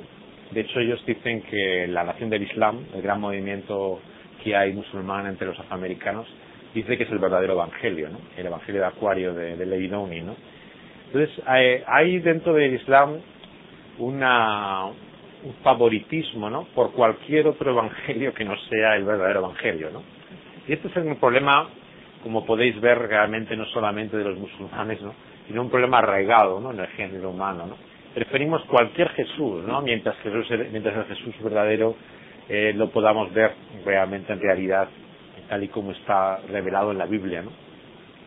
Y entonces, claro, sus argumentaciones en el fondo no se basan en un razonamiento histórico, ¿no?, sino que se basan simplemente en un prejuicio, ¿no? Jesús puede ser realmente cualquier cosa menos realmente lo que el Evangelio nos dice que era, ¿no? Entonces, yo siempre desapunto a las palabras que el Corán usa sobre Jesús, ¿no?, porque son más clarificadoras que muchos de estos falsos evangelios, ¿no? Entonces hay grandes declaraciones que salen de Jesús en el Islam, ¿no?, en el Corán, en la revelación oficial y única, ¿no?, para el musulmán, ¿no?, revelaciones de él como enviado de Dios, ¿no?, como luz, ¿no?, como persona que habrá de juzgar también, ¿no?, y le muestra un poco a un musulmán siempre qué lugar ocupa Jesús en su vida, ¿no?, si tiene ese futuro, ¿no?, y tiene realmente ese papel, ¿no? Y muchas veces, desgraciadamente, como decíamos antes, el problema de los religiosos, ¿no?, incluidos los musulmanes, ¿no?, es que finalmente se hacen ilusiones, ¿no?, acerca de sí mismos, ¿no?, pensando que son mejores, ¿no?, de lo que realmente son, ¿no? La mayor parte de los musulmanes, desgraciadamente, tiene una idea muy optimista sobre el hombre, ¿no? El Islam es una religión en la práctica, por lo menos sociológicamente, de una antropología muy optimista, ¿no? Piensa que realmente el hombre no es tan mala persona y que además tiene grandes capacidades, ¿no? Entonces hay una gran diferencia entre su sueño, ¿no?, ideal y la realidad de lo que son, ¿no? Entonces todo está construido en esa inmensa ilusión, ¿no? Una nación islámica, ¿no?, un mundo de justicia, ¿no?, gobernado por ese Dios, ¿no?, pero que no existe en ningún sitio, ¿no? Cuando les apuntas los países islámicos, en todos hay injusticias, ¿no?, en todos hay contradicciones, ¿no? ¿Dónde está ese mundo ideal, ¿no? Y buscan un poco el viejo sueño, ¿no?, de un nuevo mundo, ¿no?, que nunca será realidad por lo que el hombre haga, ¿no?, sino solamente por lo que aquel, ¿no?, que no solamente es profeta, sino rey, ¿no?, ha venido a hacer este mundo.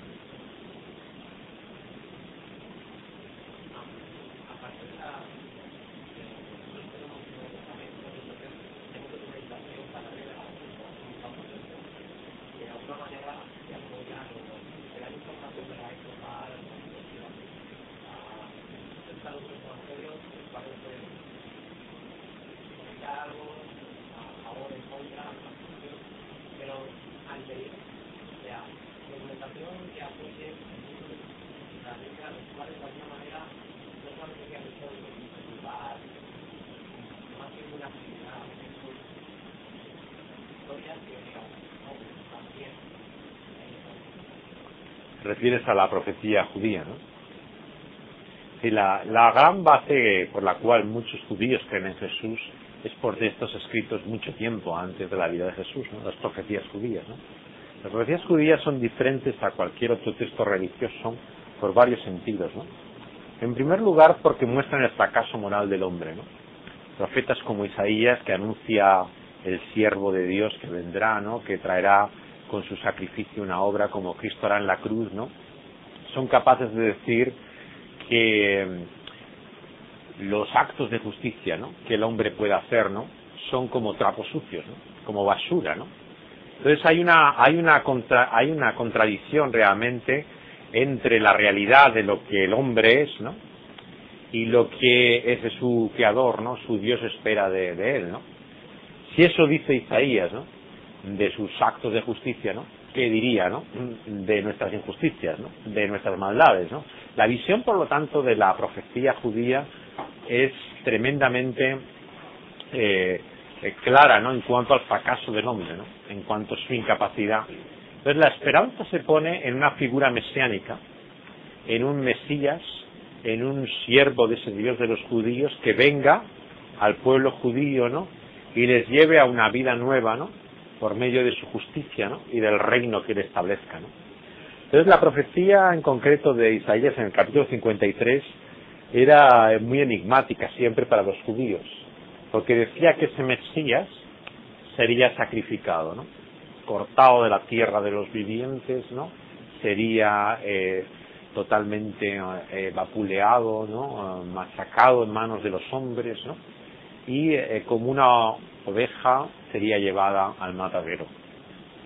Entonces muchos maestros judíos, ¿no?, se preguntaban cómo el etíope que aparece en Hechos de los Apóstoles, ¿no?, ¿de quién habla esto el profeta, ¿no? ¿Lo habla de sí mismo? ¿Lo habla de otros, no? Y había muchas discusiones en la época de Jesús sobre quién sería ese Mesías, ¿no?, ese libertador de los judíos, ¿no? Entonces la gran pregunta que vemos en el Evangelio que se hace mucha gente es si es él realmente, ¿no?, quien debía ser, ¿no?, o era otro, ¿no? Entonces la expectativa que muchos tienen es que realmente fuera ese el que había de venir, ¿no?, o debían de esperar a otro, ¿no? Y entonces esa es la base por la cual muchos, ¿no?, creen en él, ¿no?, como el Mesías, como el libertador, ¿no?, y tienen tantas expectativas de él, ¿no?, de que va a cambiar las cosas, de que va a cambiar incluso su propia vida.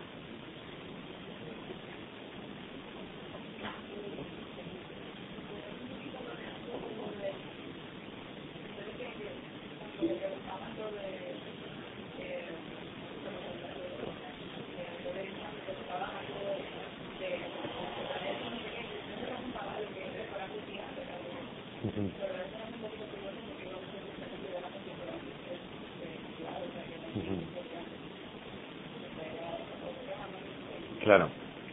Sí, realmente es simplemente una introducción a llevar a las personas al testimonio, ¿no?, de lo que es la sala, ¿no?, el texto como ellos llaman, ¿no?, al texto de la Biblia, ¿no?, como se conoce con la Biblia completa, ¿no? Tanto el Antiguo Testamento como el Nuevo, ¿no? Entonces, muchos musulmanes están dispuestos, ¿no?, a acercarse a la Biblia, y a veces más de lo que podemos imaginar, ¿no? O sea, hay bastante apertura en general en el mundo islámico, ¿no?, a estudiar la escritura. La sospecha que ellos tienen, lo que les han enseñado muchos mulás, es que realmente sea un testimonio fidedigno, ¿no? Entonces, lo que se lee mucho en la literatura islámica es que la Biblia es un texto distorsionado, que realmente no responde a la verdad. Entonces, inevitablemente siempre llega un momento que a un musulmán tienes que hablar con él, ¿no?, de la base histórica, de lo fidedigno que tienen esos documentos, ¿no? Porque la enseñanza que ellos tienen está equivocada, ¿no? Tienen información errónea, ¿no?, sobre los evangelios, y piensan que vienen de otra parte o que son otra cosa diferente de lo que realmente son, ¿no? Entonces, muchas veces hay que recurrir a escritos de los muchos árabes que hay cristianos, ¿no?, dentro del mundo islámico, ¿no? Ha habido mucha influencia también del cristianismo a lo largo de los siglos, ¿no? Y remitirles a veces a textos en árabe, ¿no?, que hablan sobre Jesús y quién es él, ¿no? Hay alguna literatura, ¿no?, que se puede hacer disponible a musulmanes, ¿no?, que introduce muy bien, ¿no?, en términos comprensibles para un musulmán, ¿no?, lo que se dice de Jesús, ¿no? Y en concreto, los evangelios que ellos son más sensibles son evangelios en los cuales se habla por un lado de su justicia, ¿no?, y por otro lado de su autoridad, ¿no? Esto es lo que al Islam le preocupa, ¿no?, la cuestión de la justicia, ¿no?, y la cuestión de los derechos, ¿no?, de él como rey y señor, ¿no? Y es por eso que el Islam parece siempre una religión tan política, ¿no?, porque parece que siempre gira solamente en torno a un orden, ¿no? Pero hay que llevarle siempre a esas últimas consecuencias, ¿no? ¿Qué es ser justo en el fondo? ¿Es simplemente no robar o matar, ¿no?, como muchos piensan, ¿no? ¿O es simplemente someterse a ciertas leyes, ¿no?, en un estado hecho conforme a una ley, o pide algo más de nosotros, ¿no? Y ahí es donde algunos musulmanes son conscientes de su fracaso, ¿no?, de que realmente no viven como debieran vivir, ¿no? Y yo he tenido buenas conversaciones a veces sobre ese tema, ¿no?, de reconocer que muchos tienen dudas, ¿no?, de si realmente en un juicio, ¿no?, finalmente, como saben que habrá después de la muerte, ¿no?, en esa balanza, ¿no?, en la que ellos se imaginan, ¿no?, que se juzgará lo que han hecho y lo que han dejado de hacer. Algunos tienen realmente dudas, ¿no?, de si finalmente podrá prevalecer, ¿no?, esas obras que ellos consideran de justicia, ¿no?, frente a las otras, ¿no? Y es finalmente ahí donde empieza el Evangelio. El Señor Jesús dice que ha venido a sanar a enfermos, ¿no? Él es el médico divino y hay que reconocer nuestro mal, ¿no?, para empezar a escucharle a él, ¿no? Ya que estás con el Sí. tema del Islam, porque el Islam es una gran historia extraña Total. para Jesús. Alá es Dios y ese es un punto de contacto para nosotros hablar con un musulmán, ¿o no? Es un tema de discusión dentro de los esfuerzos de extender el cristianismo por el Islam, ¿no? Si se puede usar el nombre de Alá, ¿no? Desgraciadamente los nombres son más que nombres, ¿no? Van detrás toda una idea de Dios, en este caso, ¿no?, muy diferente, ¿no?, a la del Dios de la Biblia, ¿no? Entonces, tenemos que ir siempre más allá de los nombres, ¿no? E intentar no identificar directamente muchas veces que bajo el nombre está lo mismo que pensamos de Dios, ¿no? Por resumirlo en una frase, yo diría que lo importante no es si creemos en Dios, ¿no?, sino quién es ese Dios, ¿no? Lo importante no es, por lo tanto, el llamar a alguien Dios, ¿no?, sino cuál es la persona, ¿no?, que va incluida en ese nombre, ¿no? Entonces, el mostrar no solamente la justicia que ellos entienden, ¿no?, que hay en Dios, obviamente, ¿no?, sino el otro lado que muchas veces desconocen de Dios, ¿no?, el lado de la gracia, ¿no? Dios es ese Padre capaz de dejarlo todo, ¿no?, para buscar el que se ha perdido, ¿no? Es aquel que no nos trata como merecemos, ¿no? Es aquel que en vez de hacernos pagar con las consecuencias, él mismo sufre las consecuencias de nuestro mal, ¿no? Y eso no lo ofrece ni el Islam ni ninguna otra religión, ¿no? Solamente Cristo. Es la única fe en unas manos agujereadas, ¿no?, un Dios que se sacrifica a sí mismo, ¿no? Que se entrega, ¿no? Eso no lo encontramos en ninguna religión, y por eso a veces el nombre puede llevar a confusión, ¿no?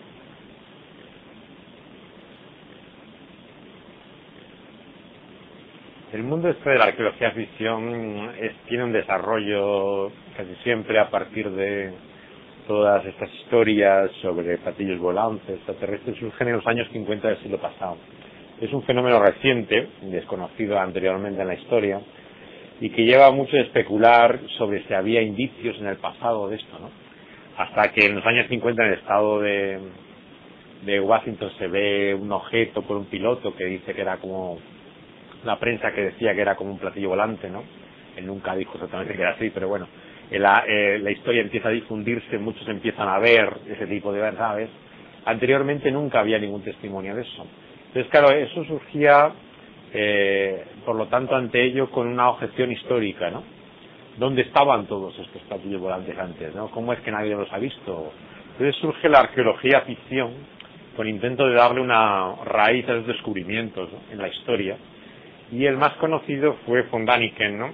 Que empezó a jugar con las imágenes, ¿no? Que vemos en los restos arqueológicos mayas y aztecas, ¿no? Entonces a veces los juegos que hace son muy elementales, le cambia la orientación, o da la vuelta arriba abajo, ¿no? Para que parezca a veces una nave o alguien, un piloto que sale de ella, o simplemente juega con la imaginación de lo que ve, ¿no? Pero claro, la realidad es que estos pueblos nunca vieron en estas historias, ¿no? Más que lo que su propia mitología, ¿no? Dice, ¿no? Que hablaba de seres fantásticos, ¿no? De cosas realmente sobrenaturales, ¿no? Pero no hablaba de otros planetas, ¿no? De otras visitas. Hay una fuerte influencia astrológica, ¿no? En todas estas religiones, ¿no? Por las que sí se habla, digamos, de la influencia de los astros, ¿no? En la vida de los hombres, ¿no? Pero no hablan de visitantes del espacio, ¿no? De seres extraterrestres, ¿no? ¿Qué podemos hacer cuando alguien está muy orientado, ¿no? En este mundo extraterrestre, ¿no?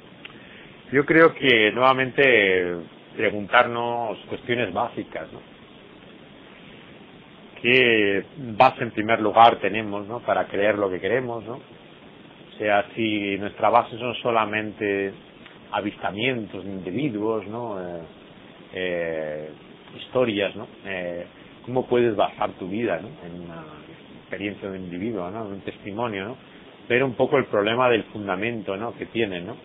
Y en segundo lugar, ¿qué cambia esto tu vida, ¿no? Muchas veces el tema extraterrestre es una gran evasión, ¿no? Lo ha sido siempre, ¿no? Pero de una forma especial vemos cuando hay una persona siempre que gira tanto, ¿no? En esto, ¿no? Es porque realmente está intentando huir, ¿no? De una realidad presente, ¿no?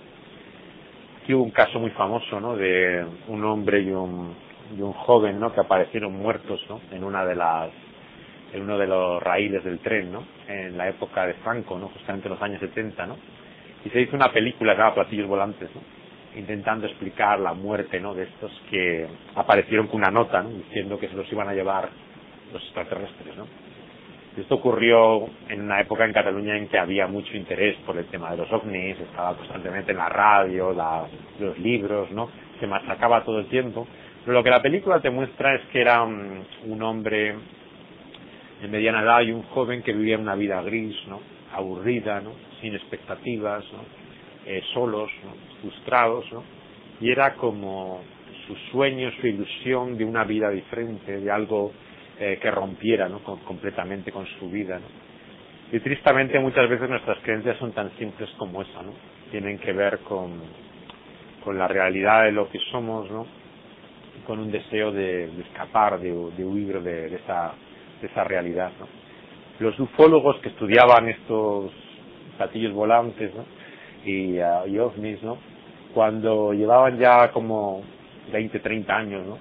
Buscando avistamientos, ¿no? Finalmente acabaron diciendo, bueno, esto no son tuercas o tornillos, ¿no? Que hay que encontrar en ningún sitio, en parte porque no las encontraban, claro, ¿no? Como nunca había evidencias físicas, ¿no? Finalmente llegan, bueno, ¿qué es esto entonces, no? Y llegan a la conclusión prácticamente la mayor parte de la ufología de que eran manifestaciones espirituales, ¿no? Mentales, ¿no? Visiones, ¿no? pero que realmente no tenían una realidad física, no eran objetos, ¿no? Y claro, ahí vuelves a la pregunta del principio, ¿no? Entonces, ¿qué sentido tiene esto? ¿Cómo distingues tú la diferencia entre una visión mental y una realidad, ¿no? ¿Qué esperanza tienes en algo que solamente experimentas, ¿no? Como una visión, ¿no? ¿Cómo pones tu vida en ello, ¿no? Preguntarse la verdad de ello es necesario para enfrentar la verdad de ti mismo también, ¿no?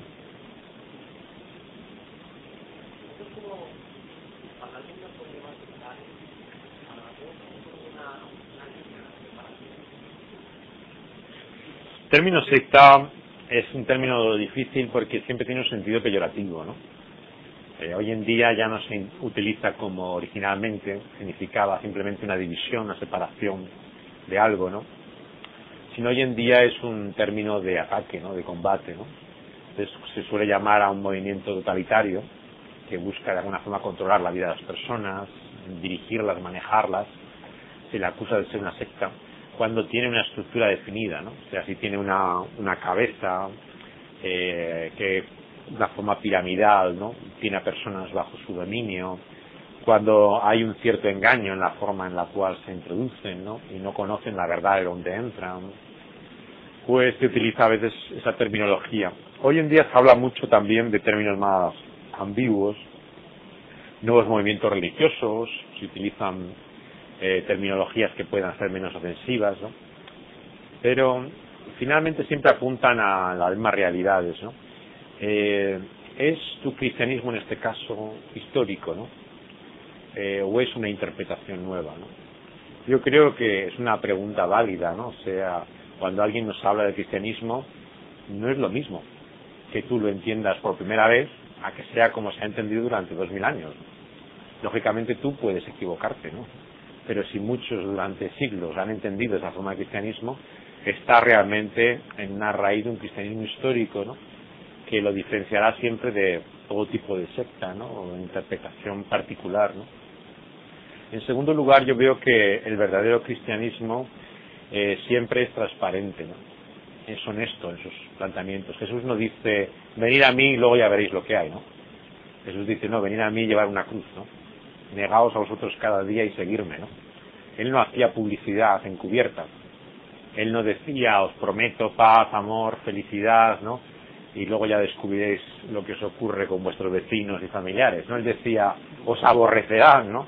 Los mismos de vuestra propia casa, ¿no? Padres, madres, hermanos, ¿no? O sea, él no engañaba a nadie, decía lo que significaba seguirle. Por lo tanto, una iglesia, una secta, un grupo que pretenda presentar el cristianismo sin mostrar sus demandas, ¿no? Está mostrando una media verdad, ¿no? Y una media verdad es siempre una mentira, porque es parte solamente de esa verdad, ¿no? Y las herejías, los errores de la iglesia son siempre medias verdades, ¿no? Contar parte de lo que es verdad, ¿no? Nos puede cerrar los ojos a esa verdad completa que necesitamos saber, ¿no? Entonces yo creo que una iglesia verdaderamente cristiana, ¿no? Mostrará la verdad completa, ¿no? De lo que Cristo es y de lo que Cristo demanda, ¿no? Y no solamente una parte,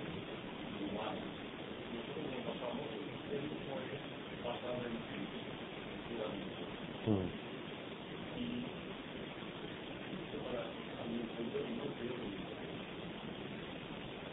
Exacto.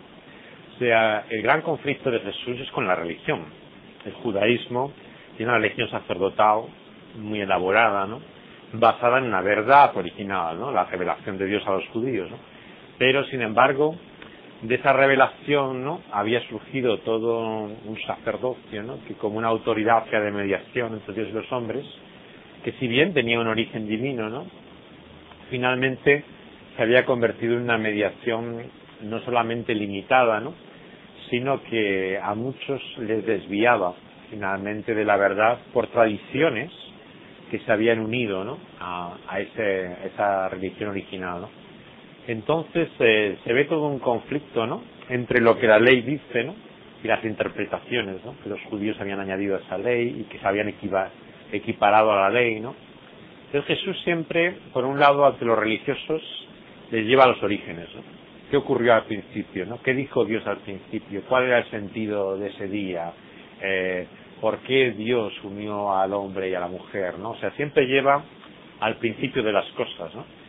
Y les quiere mostrar, por lo tanto, que hay que hacer una distinción entre todo aquello que son esas interpretaciones humanas, las tradiciones que surgen con los siglos, ¿no? Que es la realidad de lo que Dios realmente ha dicho, ¿no? En su palabra, ¿no? Y en el libro de la Epístola a los Hebreos, ¿no? Sobre todo concentra la gran diferencia de la fe de Cristo, ¿no? Con la religión judía, ¿no? En el tema del sacerdocio, ¿no? Es cierto que Dios estableció sacerdotes al principio, pero estos sacerdotes tenían una labor limitada, ¿no? Podían interceder por los hombres en la medida en que como hombres, ¿no? Podían rogarle a Dios, ¿no? Y presentar ofrendas a favor suyo. Pero todo sacerdote muere, vive unos años y no puede interceder más tiempo. Cristo Jesús es el sumo sacerdote que intercede para siempre, el que está en los cielos, ¿no? El que de una vez por todas, ¿no? Ha presentado la ofrenda suficiente, ¿no? Por nuestro mal, ¿no? Entonces, teniéndole a él como mediador, como abogado, ¿no? Tenemos el mayor sacerdote, ¿no? El mayor mediador, ¿no? Hasta tal punto, ¿no? Llega en esa lógica Hebreos, ¿no? Que llega a decir que si Jesús volviera a la tierra, ya no sería siquiera sacerdote. El sacerdocio ya en los cielos abre una época tan nueva, ¿no?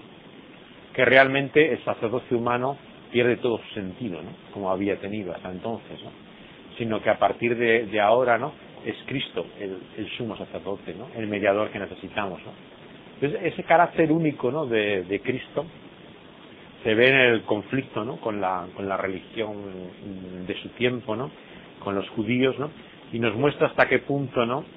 Finalmente, como dicen Hechos de los Apóstoles, ¿no? Aquellos primeros predicadores del cristianismo, ¿no? No hay otro mediador finalmente, ¿no? Entre Dios y los hombres, ¿no? No hay sacerdocio, no hay institución, no hay profeta, ¿no? Que pueda ponerse, ¿no? Al lado de ese Cristo, ¿no? Porque la salvación está unida a él, ¿no? Aquel que está en los cielos, que murió, que resucitó, que está ahora a la presencia de Dios mismo, es el único capaz de interceder por el hombre, ¿no? Y es por eso que es tan importante a partir de entonces, ¿no? En el cristianismo apostólico, ¿no? El comprender que Jesús ya no sigue en la tierra, ¿no? Unido a una institución, a un sacerdocio, ¿no? Del cual dependemos, ¿no? Sino que Jesús está en los cielos. Él es la cabeza que dirige a la Iglesia desde los cielos. Él es el que ha hecho esa obra completa, el que esperamos que vuelva de nuevo, ¿no? Y en ese sentido, ¿no? Vemos que hace una diferencia, ¿no? Entre lo que muchas veces la religión ha confundido. Ha confundido la obra de los cristianos con Cristo mismo. Ha confundido el pensamiento y la mente de los creyentes con la mente de Cristo. Ha confundido la autoridad, ¿no? Que pueda tener una iglesia con la autoridad de Cristo, ¿no? Cuando el Señor Jesús nos muestra, ¿no? Que si Él está en los cielos, ¿no? Él tiene la autoridad, ¿no? No la ha cedido a nadie, ¿no? Él es la cabeza, es su mente, su palabra la que ha de gobernar, ¿no? Y nuestros pensamientos, nuestros actos, ¿no? Lo que nosotros hagamos tiene que someterse, ¿no? A aquel que está todavía vivo, ¿no? Gobernando y dirigiendo la iglesia, ¿no? Y es una gran diferencia, ¿no? El pensar que Cristo no solamente está vivo, sino que Él todavía está actuando, ¿no? Está dirigiendo, que su mente está mostrándonos la palabra de Dios, ¿no? Y que dependemos, por lo tanto, de Él. No, a ver, ¿por qué cuando se supone que aparece la Virgen, solamente se le aparece a unos niños, se le aparece a uno, para que ellos vayan proclamando la palabra, que la visto la Virgen y la ha visto cada cual, todo? ¿Por qué la Virgen se le aparece? ¿Por qué no se aparece a todo el mundo? Claro, una buena pregunta. Hombre, sería más práctico, en vez de decir a unos niños que me ha dicho esto tal, pues no, lo vemos todo el mundo y así todo el mundo pues lo creemos y que no sean lo que dice. Claro. Por intermediario de, a ver si se puede sacar algo. Sí. Esa es la gran pregunta. Ahora mismo en Portugal hay un libro que es uno de los mayores bestsellers, ¿no? Del libro de venta, que es la historia oculta de la revelación de Fátima, ¿no? De la Virgen, ¿no? Porque hay toda una serie de testimonios en torno a aquellas apariciones que se silenciaron, ¿no? Se ocultaron, ¿no? De lo que algunos de esos niños dijeron después, ¿no? y poniendo una sombra de duda, ¿no?, sobre toda la historia, ¿no? Pero se ha preferido pensar, ¿no?, que la verdad que realmente había ocurrido, ¿no?, y que muchos tuvieran tantas expectativas, ¿no?, que tienen, ¿no?, cuando van a un sitio así, ¿no? Sí, entonces la idea del misterio oculto. Entonces, siempre el secreto, el misterio es un arma de doble filo, ¿no? Porque, claro, si es un misterio, un secreto y nadie lo sabe, ¿no?, nunca puedes juzgar la verdad o mentira de ello, porque no tienes los datos para poder corroborarlo. Y luego, además, es una forma de manipulación, ¿no? Cuando tú tienes ese secreto, ¿no?, sabes algo que otros no saben, ¿no?, y lo puedes utilizar, digamos, de una forma interesada, ¿no? Y en ese sentido, ¿qué diferencia, ¿no?, con cómo Jesús entiende la palabra misterio, ¿no? En el Nuevo Testamento se usa la palabra misterio, pero nunca es un secreto, ¿no? Es algo ya revelado. En la Biblia, cuando se habla de un misterio, es algo que no se conocía, pero que ahora se conoce, ¿no? Y se conoce por todos, ¿no? Y por eso los primeros cristianos, en la historia de Hechos Apóstoles, ¿no?, dicen muchas veces, esto no ha ocurrido en alguna esquina, ¿no?, que lo saben 4, ¿no?, sino que muestra que la verdad de lo que dicen lo sabe todo el mundo. Son cosas conocidas por toda la gente. En Jerusalén, a los que iban, en los lugares donde iba, apuntan siempre a que esto no eran misterios, secretos que habían recibido. Mientras que muchas religiones entonces tenían la idea del misterio, ¿no?, del secreto, como ocurre con estas visiones, ¿no?, que pensaban, no, la religión es este misterio, ¿no?, que se te revela a ti solo y que solamente tú conoces, ¿no? Y esto, claro, puede llevarnos primero al engaño, que realmente nos estén ocultando, ¿no?, y sea una mentira, ¿no?, lo que hay, ¿no? Y en segundo lugar, a algo que alimenta nuestro orgullo, la soberbia. Pero el problema muchas veces de los misterios y secretos es que el misterio y el secreto es tuyo, lo tienes tú, ¿no? Entonces, al haberlo recibido tú, finalmente te da una sensación de poder tú mismo, ¿no? Tú tienes algo que los demás no saben, ¿no? Tú conoces la verdad de las cosas, ¿no? Entonces, por eso es que hay muchos religiosos que son muy orgullosos, ¿no? Porque parece como que ellos tienen la verdad, ¿no?, y la tienen ellos solos, ¿no? Y es como el misterio que ellos han descubierto y los demás, pobre gente, no se entera, ¿no? Entonces, es lo contrario exactamente a lo que Jesús enseña, ¿no? Jesús enseña que lo que Él vino a hacer, lo hace públicamente para que todos lo vean, ¿no? Y luego enseña que esa verdad, en vez de hacernos más importantes, ¿no?, más grandes, más valiosos, ¿no?, nos muestra la realidad de lo pequeños que somos, ¿no? Nos muestra realmente lo limitados, ¿no?, la necesidad que tenemos de Él, ¿no? Y por eso dice, sed mansos, ¿no?, y humildes, ¿no?, como yo soy, manso y humilde. Eso distingue, ¿no?, a la verdadera fe de los misterios religiosos, ¿no? Que otros. Siempre es difícil saber, hay muchas personas no son conscientes de la verdad o falsedad de lo que creen, que muchas veces se llegan a creer algo, ¿no?, por creerlo, ¿no? Entonces en la religión hay muchas personas que no es que estén engañando a la gente, ¿no?, y dicen, bueno, voy a difundir esto, ¿no?, para yo montarme esta religión, sino que tristemente la mayor parte de ellos se los creen. O sea, en las sectas a lo mejor hay a veces una persona que sí, que quería ganar dinero y ha montado eso, pero la mayor parte de la gente no. La mayor parte de la gente se cree que eso es verdad, ¿no?, y da su vida por ello, ¿no? Entonces, por eso es tan importante desconfiar de uno mismo, ¿no? Un profeta del Antiguo Testamento, del judío, Jeremías, ¿no?, decía que el corazón, ¿no?, es engañoso, ¿no?, en gran manera, ¿no? Nos podemos confundir a nosotros mismos, ¿no? Y por eso no hay que fiarse mucho de nuestra propia opinión, ¿no? Pero en este caso, que Fátima, que eran 3 niños, los 3 niños hicieron la misma cosa, a ver, el niño normalmente suele ser que no miente, los niños suelen ser buenos, ¿no? Y que los 3 hicieran las mismas cosas, un poco así, una alucinación muy repentina, ¿no? Es un argumento, ¿no?, que ellos usan, ¿no? Es decir, que había unanimidad. En este libro dicen que no la había, ¿no?, que había discordia entre ellos, lo cual se había ocultado, digamos, lo que algunos de ellos decían, ¿no? Pero son siempre temas de controversia, ¿no?, de opinión, ¿no? Yo creo que lo importante no es si ellos creían haber visto esto, ¿no?, sino qué verdad es eso y qué sentido tiene esa verdad, ¿no? Y yo creo que, francamente, que la Virgen se apareciera en Fátima no cambia, ¿no?, la vida de nadie, ¿no?, ni da un sentido especial, ¿no? Jesús dice que Él es la revelación última de Dios, ¿no? Entonces, ya después de Él, ¿no?, ¿qué otra revelación puede haber, ¿no? Entonces, Él mismo dice, el que haga la voluntad mía, ¿no?, ese es mi padre, mi madre, mis hermanos, mis hermanas, ¿no? Todo otro parentesco, ¿no?, todo otro vínculo que tuvieran con Jesús naturalmente, se pone bajo esa voluntad suya, ¿no? Seguirle a Él es más importante, ¿no?, que ser su padre, su madre, su hermano, su hermana, quien fuera, ¿no? Entonces lo importante es seguir lo que Jesús dice, ¿no?, y no qué relación tengamos con Él, ¿no? Una pregunta más.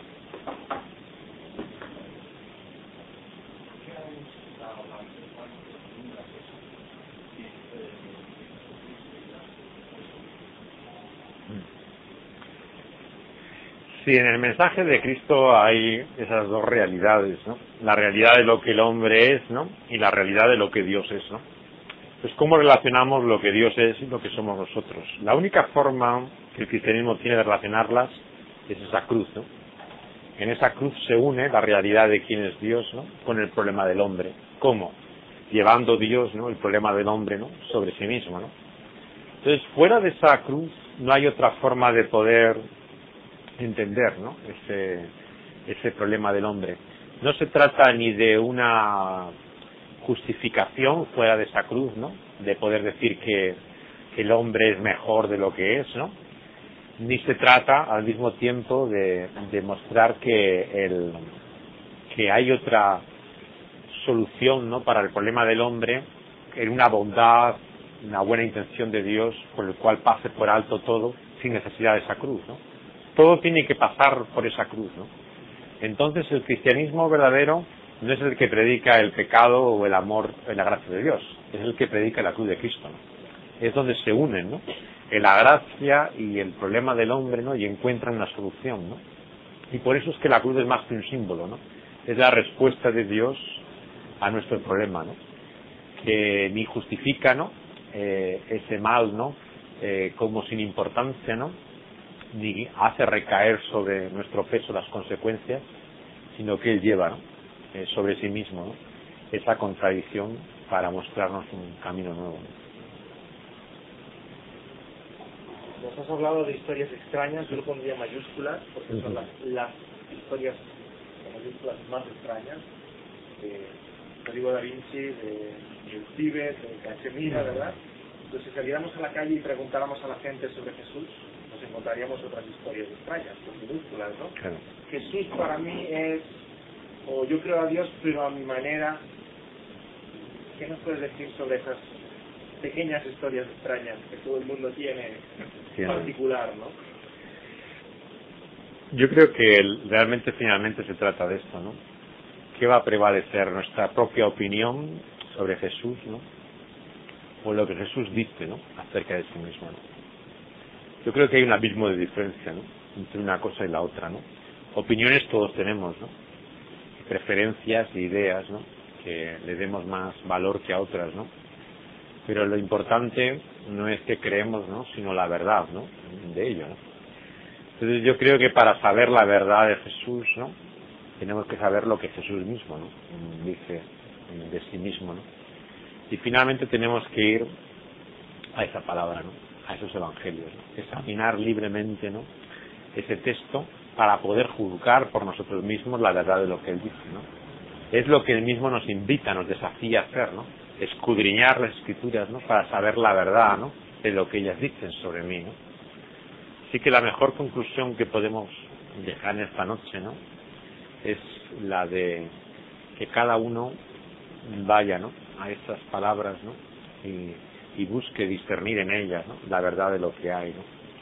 Y hay ya una gran promesa, ¿no?, en la invitación y el desafío de Jesús, ¿no? Quien examine esas palabras, ¿no?, quien las escudriñe, ¿no?, vemos también que el Señor promete también que conocerá esa verdad por la obra del autor mismo, ¿no?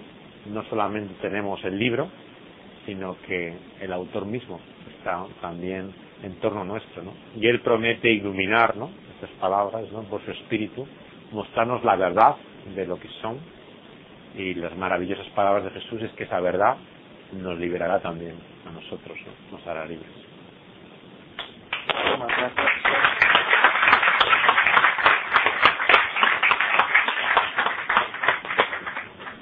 decía él, creemos como cristianos, creemos en Jesús de Nazaret, pero no en el Jesús que hay por ahí, porque hay muchas historias raras sobre él, sino Jesús de las Escrituras.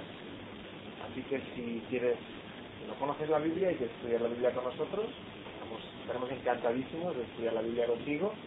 Y como siempre, estáis todos invitados los domingos a las 6 de la tarde en nuestro culto aquí en la iglesia de San Andreu. Os invito a llevaros algún folleto de los que hay en la mesita y en la entrada, y también a hojear los 2 libros que ha traído José de Segovia. Bueno, quedáis despedidos. Gracias por vuestra asistencia y por el tiempo que hemos podido pasar juntos. Le damos la bienvenida a la Iglesia Evangélica de la Gracia en Barcelona, España, y le invitamos a que visite nuestra página web porgracia.es. Deseamos que Dios le bendiga ahora a través de su palabra.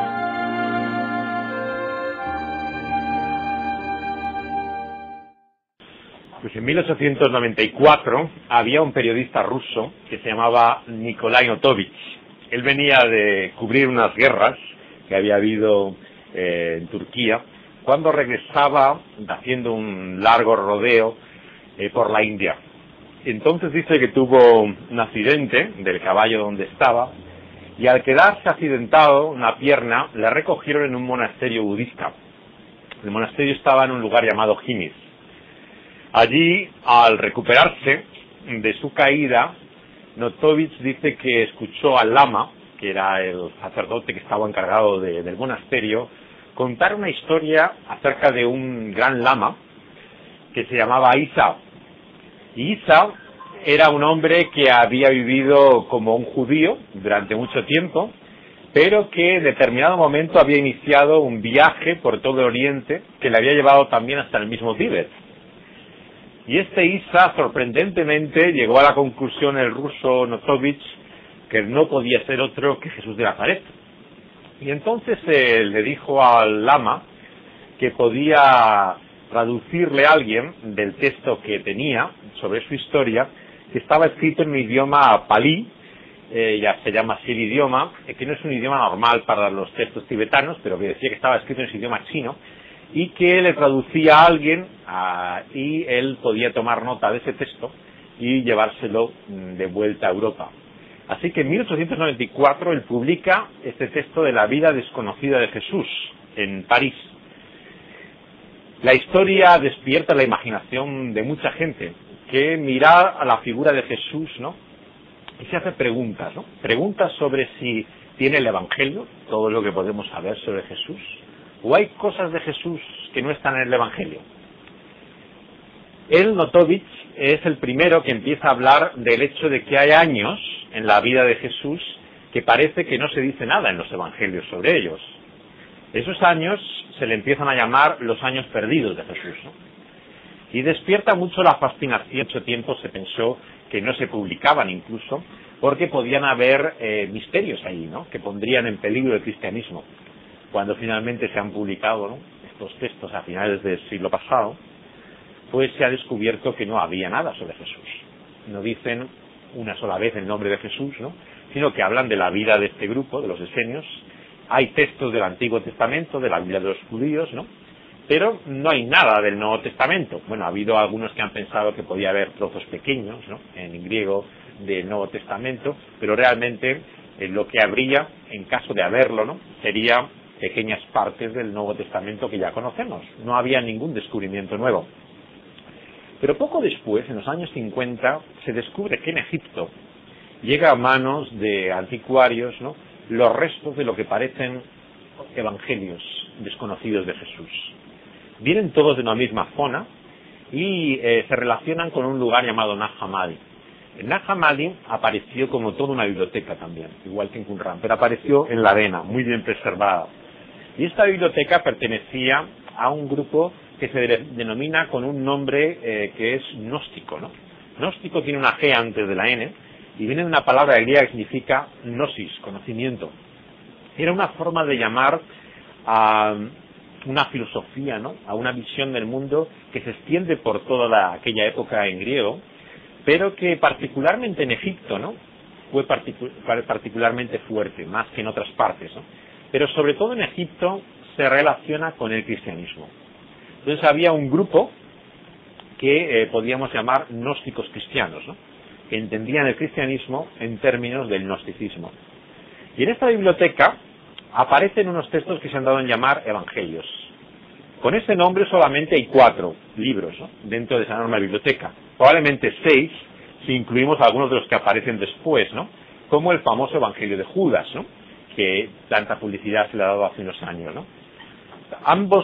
Todos ellos parecen venir de la misma colección originalmente, pero se difuminan por la forma en que llegan a los anticuarios, ¿no? Es muy difícil saber la verdad realmente de cómo se descubre, ¿no?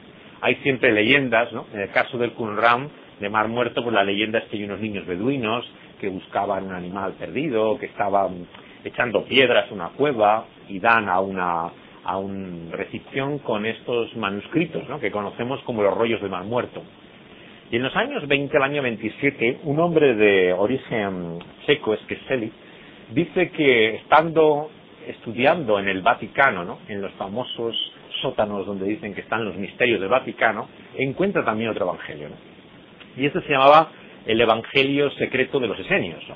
En este texto, él dice que encuentra la historia de cómo Jesús, en realidad, lo que era un esenio, como estos monjes que estaban en esa comunidad del Qumran, ¿no?, y que había recibido allí conocimientos sobrenaturales, excepcionales, y él cree que tenían más que ver con cosas también del poder que daba la naturaleza en sí. Por ejemplo, Jesús había sido una especie de naturópata. Él cree que en este texto del Evangelio lo que se nos muestra que los milagros que él hacía, las sanidades, sobre todo tenía que ver con las técnicas que él había descubierto de ellos, por el poder que tenían ciertas hierbas, ¿no?, ciertas técnicas naturales, ¿no?, y eso lo aplicaba. Pero como en el caso de Notovich, nadie ha visto nunca ese Evangelio, ¿no? Él dice que había 2 copias, una en una biblioteca de Viena, que desde entonces mucha gente ha preguntado por ella y nunca la encuentra en ningún sitio, no saben dónde está, y la otra estaba en un monasterio en Italia, en Monte Cassino, que en la Segunda Guerra Mundial fue derruido y se perdió también el texto. Entonces siempre son textos que, como el Libro del Mormón, por ejemplo, ¿no?, parece como caídos del cielo, ¿no?, aparecen en un momento, alguien lo recibe, lo transcribe de alguna forma, pero nadie más lo vuelve a ver. Entonces, la fe que piden, digamos, muchas de estas personas en creer en sus descubrimientos, ¿no?, sin embargo, parece que a muchos les cuesta menos, ¿no?, que la fe que se pide en creer la historicidad, ¿no?, de esos 4 evangelios que están en la Biblia. El por qué es un tema muy complicado, ¿no?, y profundo, ¿no?, pero la verdad es que muchas personas tienen sospechas de que la Iglesia haya manipulado el texto de los evangelios, de que realmente reflejen la verdad misma de lo que Jesús era. Es interesante que a lo largo de la historia muchos han intentado ver en Jesús, ¿no?, la relación que podía tener, ¿no?, con otros personajes de la época, ¿no?, y cómo pudiera haber testimonios también sobre él fuera de los evangelios, ¿no? Muchos piensan que en los rollos de Mar Muerto, que se encuentran en los años 40 del siglo pasado, había referencias sobre Jesús, ¿no?, y un diente, ¿no?, que se rompe y así aparecen en los manuscritos, pero nadie sabe la verdad de esas historias, ¿no? Lo cierto es que andaban de manos en manos, ¿no?, de gente que vendía ese tipo de manuscritos, y llega a manos de europeos, ¿no?, y de americanos que compran este tipo de manuscritos para sus colecciones de bibliotecas o de universidades, ¿no? Y esta es la verdad que podemos saber de ellos, ¿no? De los textos gnósticos nos sorprende que sí que hablan de Jesús, ¿no?, y realmente son textos muy antiguos, ¿no? No son tan antiguos como muchas veces se piensa, ¿no? Son textos del siglo II, mediados del siglo II. Los textos del Evangelio son todos ellos textos del siglo I, ¿no? El más cercano, el más tardío, sería el Evangelio de Juan, ¿no?, que alguna vez se ha fechado a principios del siglo siguiente, ¿no?, pero muy al principio, ¿no? Ninguno se ha llegado a fechar ni lejanamente cercano a la fecha de los más antiguos de los evangelios gnósticos. El más importante lleva el nombre del Evangelio de Tomás, y es realmente el más completo de todos ellos, ¿no? Pero los evangelios gnósticos son hoy en día particularmente conocidos por una novela que muchos conoceréis, la novela del Código da Vinci. En ella se hace la búsqueda también de un misterio en torno a Jesús, ¿no? Y una de las claves que le da el personaje a esta pareja protagonista, ¿no?, es que la verdad, digamos, de Jesús, ¿no?, podría estar o en los rollos del Mar Muerto, que vemos que no hablan de Jesús, ¿no? O en estos textos más probablemente que se llaman los evangelios gnósticos. Y él cita, el autor de la novela, Dan Brown, dos evangelios, pero no son los más conocidos. Es el Evangelio de María y el Evangelio de Felipe. ¿Por qué cita estos evangelios en particular? Bueno, uno de ellos es bastante claro. El misterio de la novela, como sabéis ya todos, ¿no?, es que Jesús tenía una mujer, una esposa, ¿no?, y que esa era María, no María la madre, sino María la Magdalena, y que entonces esa María recibiría el conocimiento verdadero, ¿no?, de lo que era Jesús y de lo que él enseñaba. Entonces el Evangelio de María se refiere a esta María, Magdalena, y lo que sugiere es que ella efectivamente podía haber recibido un conocimiento de Jesús, pero no por ser mujer suya, ¿no? Eso no lo dice el Evangelio. Lo que sí dice el Evangelio de Felipe, que es por lo que lo utiliza la novela, es que cuando se saluda a Jesús con ella, de mucha gente. Un capellán que había en la guerra civil norteamericana, llamado Levi Downing, dice que llegó a publicar el libro que se llama El Evangelio de Acuario, cuando recibió como una revelación, ¿no?, en la cual se contaba lo que Jesús había hecho en esos años perdidos.